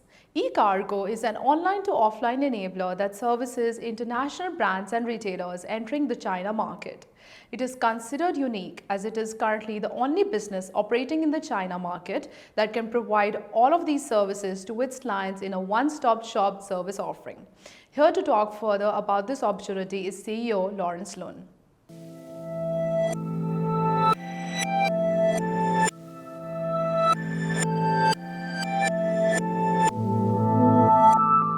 Good day, ladies and gentlemen. Thank you for taking the time to participate in this presentation for eCargo Holdings Limited. By way of introduction, my name is Lawrence, and I'm the Chief Executive Officer of the group. We are currently listed on ASX under the symbol ECG. Now, without further ado, let us kind of dive right into what we do at eCargo to give you a better understanding of our business. So what do? This slide basically sums it up. We help brands sell more. And how do we do so? Specifically, we help brands sell more in Asia, whether it's online or offline, through our fully integrated end-to-end enabling distribution and trading services. Our strategic pillars and service offerings across our companies can be grouped into four main areas. Starting with the top left, our e-commerce enabling services, which really relates to our suite of end-to-end services to support brands in trading successfully online. That is from setting up their e-commerce platform, giving them online channel management services, customer service, digital marketing support, and market activation. There's also a unique aspect of our business, which is the second pillar, our distribution and trading partnership, where we hold master distribution agreements with some prominent brands around the world to help them go into Greater China and Southeast Asia through our distribution network that we've created over the last 2 years. In China, we have over 100 distribution partners with over 2,000 point of sale locations and across 16 provinces across the region. This really offers an easy way for brands to enter into China through an accelerated growth and created more brand awareness instead of them investing into it through years and creating their own channels themselves. The third pillar is our logistics and supply chain. This is really our kind of where we have first started our business as a main service. In partnership with our sister company, Cargo Services Far East, we embarked on creating a premium infrastructure for warehousing, freight management, fulfillment, and importation for brands wanting to go into Asia. The last part, in order to make everything run properly and smooth, is our proprietary technologies. In the last 6 years, we've developed our own suite of proprietary technologies to help support our brand principles to trade successfully online and offline, and that across the whole vertical value chain for brand distribution. This includes order management systems, product and inventory management systems, customer relationship management, and warehouse management systems. Our major business units across our business in terms of revenue contributions are quite equal between the two, is ECG for China and Ambleek for Australia. ECG is really the business that's focused on bringing international brands into market via online and offline channels. Ambleek is really there to support our Australian retailers to help them set up their e-commerce platforms, offering them a way to help them drive more online sales through an integrated platform through the support of Salesforce Commerce Cloud. These are some of the partners that we currently work with in those particular regions. Now, there's one area I wanted to highlight is the Metcash business we acquired back in 2019. We acquired the Metcash international business to help us set up that distribution network that we have created previously. And this opened access to all these other FMCG brands that you're currently seeing on the slide now. So I want to put more focus around China because that is where the growth for the e-cargo business is going to be focused on in the coming years. Now, most people ask me a question is, why China? If you look in a couple of main points, China's consumption and demand for overseas products remain very strong. And that's supported because of, number one, China's middle class is continuing to grow, and it's going to grow above 1.5 times more than the US population. Second is growth in demand for overseas products by cross-border channels are continuing to grow since 2014 when China had opened up the borders to easier trade for brands that want to sell into China directly to consumers. As of this year, October 2020, that has reached 164 billion in US compared to in 2019 where it was only half of that. Lastly, also, when you look at China across, in terms of the consumer spending, across the different tier cities, and China has tiers from 1 to 5 to refer to the economic conditions of each city in terms of the average income. Across all 5 tiers, you see an increase in consumer spending on overseas products. Now, this year, we're in a very unique situation where obviously we have COVID, and a lot of people ask, how's China's recovery given COVID that's impacted a few months? As of October 2020, year to date, online sales for China have increased by 10.9% over the same period, meaning that more people are currently consuming online, and it's fueling that growth in that aspect. What also makes it unique for our e-cargo in terms of the service that we provide under our distribution and trading is that China is a very highly fragmented offline retail market. If you look in the left table, the top 100 retailers in China only contribute about 6% of the total retail sales. And that has dropped since 2010, when it was 11%. On the right, we also see that most of these retailers are now focused on 3rd, 4th, and 5th tier cities because of rising rents and more highly competitive environments in 1st and 2nd tier cities. So this is where e-cargo has been focused in the last 24 months, building our extensive network in 3rd, 4th, and 5th tier cities. As of today, we have distribution networks across 16 different provinces and regions, 2,000 point of sale locations that gives access to our brand principles over to 330 million households in terms of getting their product visible in this population. Where e-cargo's value in terms of proposition is actually as we grow with the brands and when they're entering in China, our revenue and our customers' stickiness remains stronger. If you look in the top left, typically how we start with a brand's journey is we provide market assessment and consultancy services to ensure that the brand can operate in China. But as we move on to different stages, through pilot program, through setting up their own flagship stores on marketplaces, and eventually getting into a distribution agreement, you see that more of our services can be offered to our brand principals and create a really true vertical value chain that we're able to supply our services and generate sales and revenue on behalf of them for the group as we move on with the journey with the brand. In terms of revenue drivers, as of June 2020, our most recent financial announcement, currently our revenue contributions, if you look in terms of the pillars that I mentioned previously, e-commerce enabling services represent about 51% of our revenue, while our distribution and trading services represent 48%. Now, our proprietary technologies, we haven't commercialized yet, so internally, we're generating a fixed license fee that contributes to 1% of our revenue. Now, in terms of what is going to drive eCargo to further growth in 2021 is with my return as appointed as CEO as of September 28th, we put on a couple of new initiatives that we're targeting for next year. Number one is we're launching Enriched Technology Groups. That is to help us commercialize our proprietary technologies into market with smaller retailers.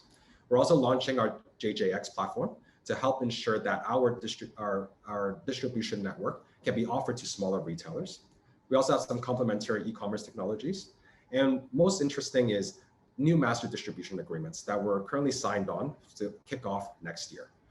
And another focus is also in terms of our new partnerships and growing our distribution network across China and in other markets, including Southeast Asia. If you look at financial performance, very simply put, our revenue has been growing since 2017. This year, if we look at the same period from 2019, January to June, and up to this year for us, January to June, we have already grown 21% in terms of our revenue. Our EBITDA is also on the right trajectory for positive in the coming months.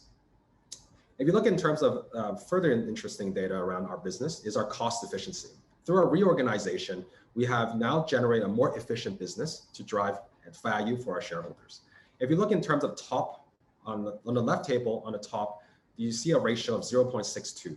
What that represents is for every $1 that we generate in revenue, it only costs us 62 cents as in the first 6 months of this year. Compared to back in 2018, every $1 we had to cost $1.52. So that's where we already see a very significant improvement in our cost efficiency. In terms of recent ASX performance, we're currently trading on a market capitalization of 18.45 million. We are looking forward with all these initiatives that we're pushing for next year, further growth, and hope to support our share price to increase from here on in. Thank you everyone for your time. If there's any more information, please scan the link below. You'll get into our deal room and you can obtain from there. Thank you.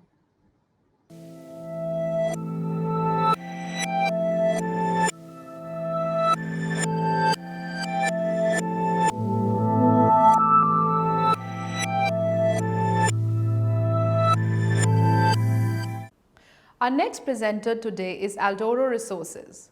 Aldoro Resources is an exploration-driven company focused on gold and nickel in Western Australia and generating shareholder value through discovery of new mineral resources. Here to talk further on this opportunity is Managing Director Dr. Cadman Marriott.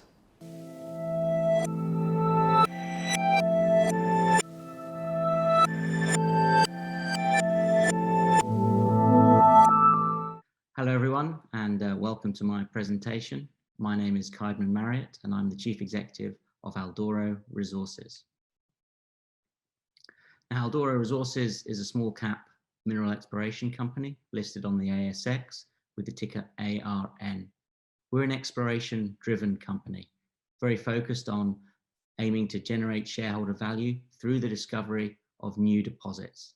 And the minerals we're particularly focused in are battery metals, nickel and copper, and also good exposure to gold-focused exploration as well. We have a suite of projects, the principal of which I'll be talking about today is our flagship Nandi project, where we believe we have a highly prospective portion of the largest layered mafic, ultramafic complex in Australia. And we also have a number of gold projects that we won't be covering at Penny South, Unelli Hill South and Ryan's Find.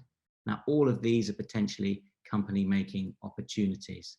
We have a very tight capital structure with only 66 million shares on issue, so we're potentially exceptionally leveraged to exploration success. Just covering initially what are battery metals and what is the battery metal investment opportunity. Well, as we all know now, this global switch to electric vehicles and renewable energy is very much happening. And on any projection, this is anticipated to support the demand for metals such as nickel and copper for multiple decades. Probably 12, 18 months ago, you rarely saw a Tesla in Perth, and now you see a couple every single day. And a recent Tesla Battery Day event, they were even asking for more nickel, please, even looking at maybe entering the upstream nickel exploration production game themselves. And copper as well. Copper is used extensively for electrical transmission, also in electric vehicles, but in things like renewing these old electricity grids, upgrading them for capability of renewable energy is going to support the demand for copper over multiple decades as well. And we're starting to see the upswing in copper prices recently. Now, here's just a brief overview of Aldoro's projects. We own a suite of projects all based in Western Australia, all within maybe 500 or 600 kilometre radius of Perth. Very convenient and a very nice place to work, safe jurisdiction. This isn't frontier Africa or anything like that. The main project that we're focused on, we'll be talking about today, is our Nandi Igneous Complex. But we have, as shown here, we have a number of other projects covering gold and nickel exploration. So as I've mentioned, Nandi is an example of a layered mafic intrusion. Now, what is a layered mafic intrusion before we start? It's a very unique geology and unique magmatic process that makes them very prospective for nickel, copper, cobalt, and PGE deposits. In fact, I believe something like 99.9% of all the platinum group elements in the world come from layered mafic intrusions. And in Western Australia, at least, they've been somewhat overlooked. The nickel production from the likes of Leinster down through Kambalda is what's called komatiite hosted, and that's a different style, a different type of mineralization to what we're looking for. But yet, this type of geology, there's examples that have been known about for 50 or 60 years, such as Chalice's recent Julimar discovery at the Julimar layered igneous complex, and Carboyd as well, a recent discovery by Australia there. It's been known about for 50, 60 years, the geology, but it's only been unlocked very recently over the last 12 months using modern exploration techniques and equipment. And that's very much what we hope to do at Nandi. And this type of geology has this potential to host exceptionally valuable deposits. When these systems start working, they form very valuable deposits. Norilsk, an example in Russia, I believe is the single most valuable mineral deposit in the entire world. Other examples, Voisey's Bay, sold for $4.5 billion within 2.5 years of discovery. Nova, Bollinger, the Sirius discovery that people may be familiar with in the Fraser Range, sold for 1.8 billion after 3 years. And Chalice, they've had very much a great year, great success, and reached $1 billion valuation within 7 months. Now, what you need to know is that there are two critical factors when exploring for this, really. It's just a massive oversimplification, but two critical factors. One is the magma chemistry. It needs to be reaching what is called sulfur saturation for the precipitation of these sulfide minerals, which can then start to form a deposit. And the second critical factor is the physics of the process. We're looking for the fluid flow, the settling out by gravity of where these, the focusing of these sulfide minerals to form a deposit. So just moving on to Nandi, Windermurra. This is the largest layered igneous complex in Australia and certainly top 10 in the world. And Aldoro owns 100% of the basic ultramafic portion. This is what we think is the most prospective portion and the area where you should be looking. We own 3 tenements covering something like 300 square kilometers, a nice large area. If you look across this complex, it displays the classic stratigraphy that you would expect from geology like this. Up in the upper parts, you see iron, titanium, vanadium deposits and the mine at Windermurra. And in the lower and mid portions is where people have historically come here to explore for PGE elements following something similar to a bushveld model. But there's been very limited dedicated nickel copper exploration. Now, Aldoro has spent this year working through a lot of this historic results, which we recently announced at the end of October, the results of our early appraisal. And we certainly believe that this historic exploration by the likes of Inco, BHP, Falconbridge, major mining companies that have been attracted here, it demonstrates that there is a working sulfide mineral system. The magma chemistry, that critical component, we think that box is ticked. There's a number of examples or lines of evidence for this, both from some of the historic drilling, showing good intersections and accumulations of the nickel copper PGEs of up to 0.7% nickel, 0.8% copper, even 5 grams a ton palladium. Very good grades there. And Falconbridge conducted extensive surface geochemistry all across this area. And there's geochemical anomalies on surface of up to, again, 0.6% copper in soils and lag, which is very high, 670 ppm copper, and again, good indications of platinum palladium. If these sulfide minerals system wasn't working, you wouldn't be seeing all this evidence there, a lot of smoke. So having found the smoke, how are we going to look in and zone in on where potentially the deposits might be? And again, we mentioned before, using new techniques. Maximus Resources held this ground before us in the early 2000s, and they flew an airborne electromagnetic survey, a REPTEM survey. This is a lower powered survey, and although it covered the area, it gave very noisy and very sort of poor targets. We recently completed in November of what's called a V10 Max airborne EM survey. We believe this is a much better system and the best system available on the market. We completed that probably just over a week ago, and we have some results hot off the press on the next slide there. We like to think that the targets are emerging. We're starting to zone in on the areas where we might be finding deposits of these massive sulfides. We've identified 6 major targets. 7 of them we interpreted to be bedrock conductors. Sulfide minerals being massive sulfides are highly conductive, and so that's a very good signal. But also 9 broader, deep anomalies were identified, and all of these are in that core area of the complex where we have all this historic smoke from the various lines of geochemical evidence. One of these targets, NV1, was actually previously identified by Maximus, and they did drill test it. It occurs very shallow at surface at the southern end, and it dips towards the north. They drilled the southern end of it and found an intersection of 3 meters at 0.4% nickel, 0.5% copper with some PGM credits. It shows that it's working. It's potentially mineralized, this target. They attempted to drill deeper, but they encountered faulting and water, and they couldn't test the deeper portion of this target. And potentially NV2 is a continuation of that at a deeper depth. So what's the next steps in this? Well, we're very much a boots on the ground type company, so we will be getting out there to ground truth all of these targets over the next few months, and following up with a number of lines of ground-based work, including gravity surveys, ground-based EM, magnetics, and probably also some infill geochemistry over all of these areas. All of this is looking to bring sort of several lines of evidence and lines of work together in order to define drill targets, probably expecting around maybe Q2 next year to be ready to drill some of these targets. So very exciting news flow over the next 6 months. Any one of these could be $1 billion deposit, and we're sitting on a number of good, very strong early leads there. So just to cover off a quick overview of Aldora, as I mentioned, listed on the ASX, we've got a relatively small market cap of $10.3 million. We have about $2.6 million in the bank, which is ample for us to execute our exploration plan over the next 12 months. Very tight capital structure. So we think we're highly leveraged should we start to get some early exploration success. We hope to offer shareholders, both current shareholders and any new shareholders, good leverage to our success on this project. Thank you very much for listening.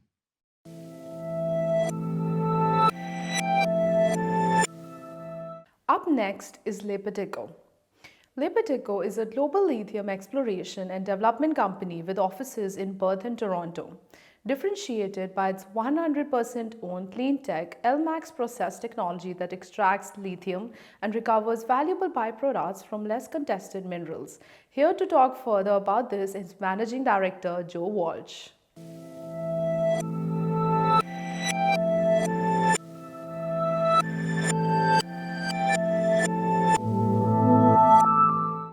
Hello, my name is Joe Walsh. I'm Managing Director of Lepetico Limited.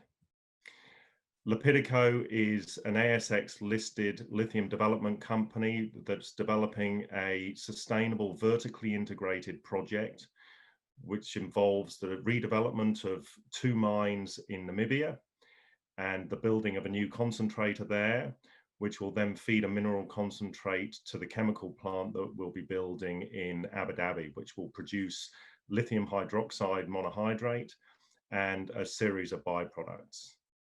The definitive feasibility study for this project was completed in May of this year and identified some very attractive investment fundamentals and has a 14-year project life. The company has a market capitalization of over 40 million Australian dollars, and at the end of September, we had over $4 million in cash. Focusing in on the Caribib project in Namibia, this is a fully permitted situation. We've got a granted 68 square kilometre mining license. We've got water extraction permits, and the main 2 deposits here are the Rubicon and Helicon open pits, which have previously been mined for tantalite and petalite, making this a brownfield situation. The infrastructure in the area is excellent, and the only piece of infrastructure that we need to develop is a 25-kilometre power line spur.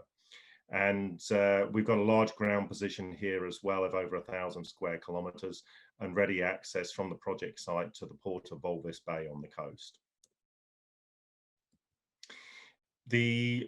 Earlier this year, we announced the maiden ore reserve estimate for these 2 deposits, just under 7 million tonnes at 0.46% lithium oxide. Importantly, we also have rubidium, cesium and potassium in the reserve estimate, and we believe this is the only ore reserve for rubidium and cesium globally, and these are both critical minerals based on the US State Department's list of 35 critical minerals. So this is quite a strategic reserve and resource as a result of that. The mining study identifies some very low strip ratio mines with just a strip ratio of 0.5 to 1 in the first couple of years. And supporting these, the ore from these 2 mines will be fed to a concentrator, which employs conventional flotation. So mica minerals float very readily, and we'll then be exporting that float concentrate to the chemical plant that we'll be building in Abu Dhabi. And it's this chemical plant that employs our proprietary process technologies. The first of those is LMAX, which converts the lithium mica or lithium phosphate concentrate into a lithium sulfate. And also it produces that range of byproducts. So we have an amorphous silica, cesium, rubidium, and the potassium reports out as an SOP fertilizer. The second process within that chemical plant is called LOMAX, and this converts the lithium sulfate intermediate from LMAX into a final lithium product, which is lithium hydroxide monohydrate. This is also patent registered. Provisional patent was lodged in Australia in 2019, and it has more broad application than just in treatment of lithium mica minerals. Conventional spodumene processing employs a lithium sulfate intermediate. So this does have application for spodumene. And we announced a few weeks ago that this process leads to an improvement in recovery of lithium metal versus conventional processing. It also reduces capital expenditure, reduces operating costs, and importantly, also lowers the carbon footprint for conventional processing of spodumene. All in all, our evaluation indicates that there's a valuation improvement of around $100 million for a nominal 20,000 tonne a year output lithium hydroxide spodumene converter. Also importantly, this process does not result in byproduct sodium sulfate, which we'd identified as a potential fatal flaw for our product, or for our project, given the maturity in that market. Focusing in now on the fundamentals for our phase 1 project, It has an internal rate of return of 31%. Payback on the project is just over 3 years. We'll produce around just under 5,000 tons a year of lithium hydroxide, plus these byproducts. And if those byproducts are taken as a credit, it implies around 7,000 tons a year of lithium hydroxide equivalent. Importantly, after byproduct credits, we have extremely competitive cash costs. The capital cost for the project, for the mine, the concentrator and the chemical plant is estimated at 139 million, split roughly 1/3, 2/3 between Namibia and Abu Dhabi.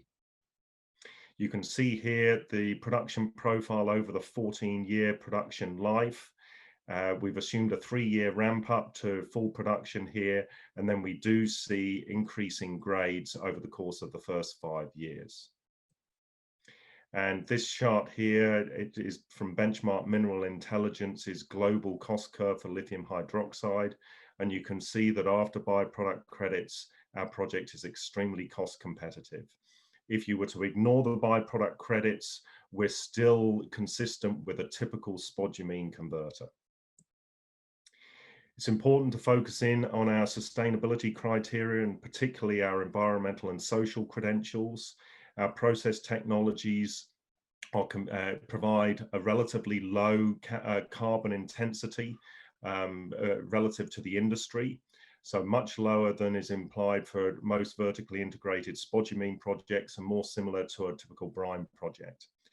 Our water intensity is also low. We aim to recycle 85% of the water that we will be consuming in Namibia, and the chemical conversion plant doesn't consume a significant quantity of water. And the footprint here is also relatively small at 800 hectares across the whole vertically integrated project. We've completed our environmental social impact assessment in Namibia, and that identified this project as a Category B project according to IFC standards, which is extremely unusual for a mining project, which it shows that it has relatively modest environmental and social impacts. And finally, the project won't require a tailings storage facility because the tails from that from the flotation plant will be co-disposed with waste. And from a social perspective, we'll be creating about 115 jobs in Namibia, and the downstream effects there should see an improvement or an increase in about 800 jobs in the region. So we're now in the process of transitioning the project into the development stage. The next milestone will be completion of the ESIA in Abu Dhabi. For that plant, we have a letter of intent for offtake with BASF for our lithium hydroxide, and we also are working on expanding our customer base for that product. And we have 3 non-disclosure agreements in place with prospective customers for our cesium and rubidium products. A few weeks ago, we also signed a mandate letter with the United States International Development Finance Corporation for providing debt funding for the Namibian part of the project, which we envisage is a significant part of the funding envelope here. We're also talking with commercial lenders and other lenders for providing debt funding to the Abu Dhabi part of the project development. We're being advised by London-based Lions Head Global Partners for the debt funding for this project, and there is a real focus here on development financing institution funding. And finally, we've also commenced the EPCM tendering process for both developments with the objective of making a final investment decision in the second quarter of calendar 2020. Thank you very much for your time, and if you'd like more information on Lepidico, then please go to the deal room on CRISP. Thank you.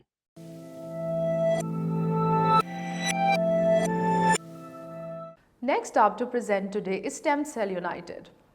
Stem Cell United is an Australia main board-listed biotechnology and pharmaceutical company which focuses on the development, reproduction, culture and extraction of plant stem cells for TCM, medicinal, health, beauty and anti-aging applications through its environmentally friendly patented technology.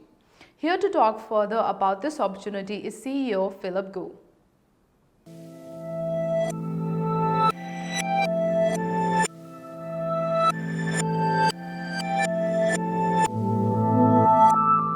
Hello, everyone. I'm Philip Gu, CEO of Stem Cell United. Stem Cell United is an Australian plant-focused biotechnology company listed on ASX. Now we are focused on commercialization of hemp and sea grapes.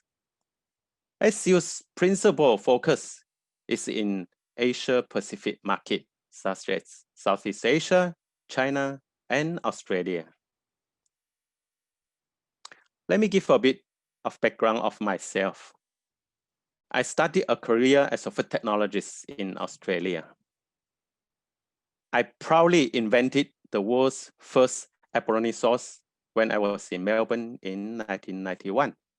And now the sauce is among the world's favorite seafood sauces. And it became a multi-million-dollar export industry for Australia.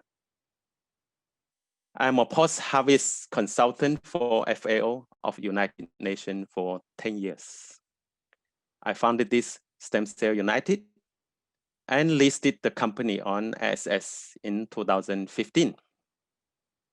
I'm here to update you all regarding the current business operation and exciting business development of SCU. Let's start with what SCU have achieved over the years.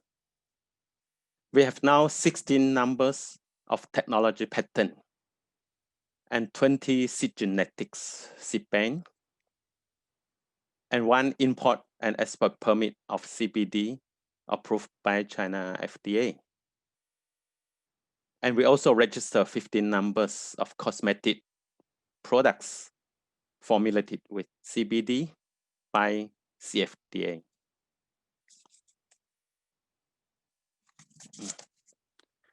Let's recap what SCU's revenue over the past 3 years. In 2018, we achieved $300,000 sales. The following year, 2019, we have achieved $1.6 million. And this is 500 times over the previous years. In 2020, amidst pandemic, we managed to achieve 700,000 revenue. And we expect our revenue will grow, especially with China and Southeast Asia business recovering to normal from the COVID pandemic. And I'm honored here to having 2 industry acclaimed leaders come from on our board this year, and they are Mr. Paul Rosen and Mr. Alan Drunkers. Mr. Paul Rosen is now the chairman of our company, and he was the CEO and co-founder of the successful Kronos Group, which is listed in Nasdaq. Now the market cap today is $3.8 billion US. I believe his successful industry experience will continue to contribute to our company's growth.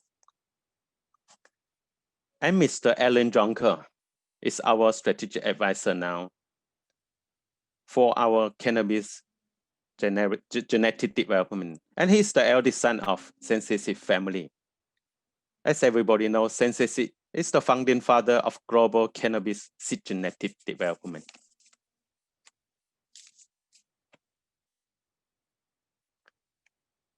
We became the first foreign company to own China legal hemp license in 2019. With this license, we set our anchor in China to tap into its 1.4 billion customers. Due to the pandemic, it is a great challenge to the humanity, especially in food supplies. During this trying period, SCU heeded emergency call from Singapore government for food supply. There's a two news reported in Channel News Asia. There's a two emergency call. One is on April 14, another one in November 1st.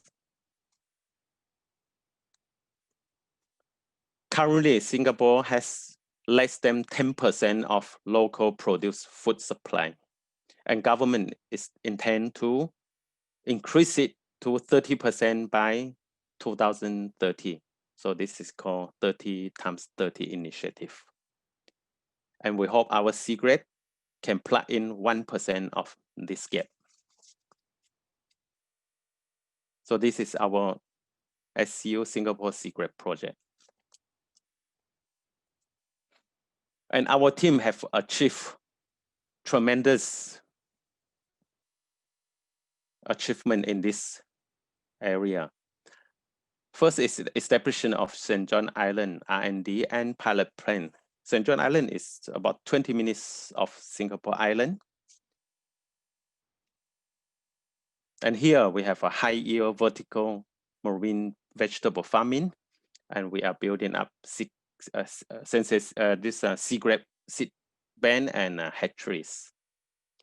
And together we are cooperating with the Singapore Government Research Agency, which is Temasek Poly.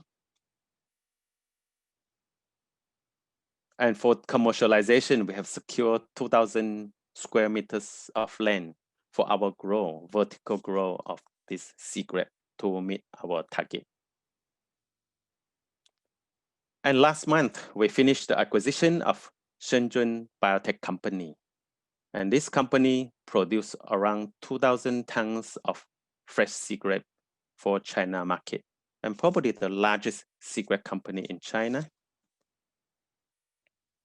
And with all this acquisition and the assets we build up, and we aim to supply up to 1% of Singapore's fresh leafy vegetables, which would within 3 to 5 years. And this 5,420 tons of products will have about market value of $100 million. And this will lead us to be the global leading player of marine plant-based protein supplier. And here we present a $4 million investment opportunities.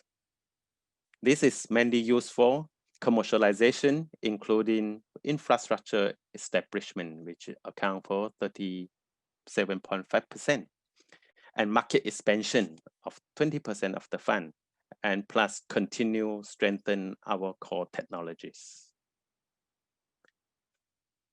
With our focus on product development and commercialization, SCU aims to achieve consistent growth in revenues and sustain profitability in coming years. And this return will drive greater shareholder value for SCU. Thank you for listening. And this is my contact information. Thank you.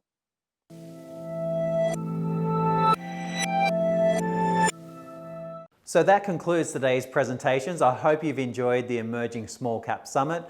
Thank you again to the guest speakers and also the presenters for providing their ideas, their suggestions, and just giving, I suppose, a general update as far as what they're seeing in the market and what they're expecting for 2021.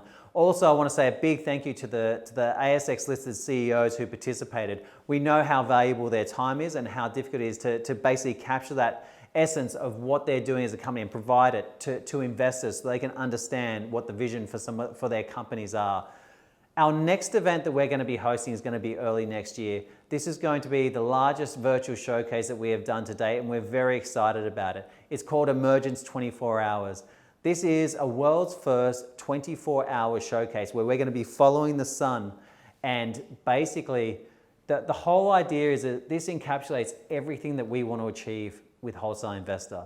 This is about bringing together ecosystems. This is about bringing together investors and founders from around the world on one platform and in one mechanism so they can communicate, talk deals, look for strategic opportunities together, but really it's about providing a global platform for investors to discover innovation from around the planet, but also for companies to access investors from around the planet. Thank you again for your participation today. You help make these events successful. Please make sure you reach out to the companies, follow them, trade them, and get involved. Thank you again.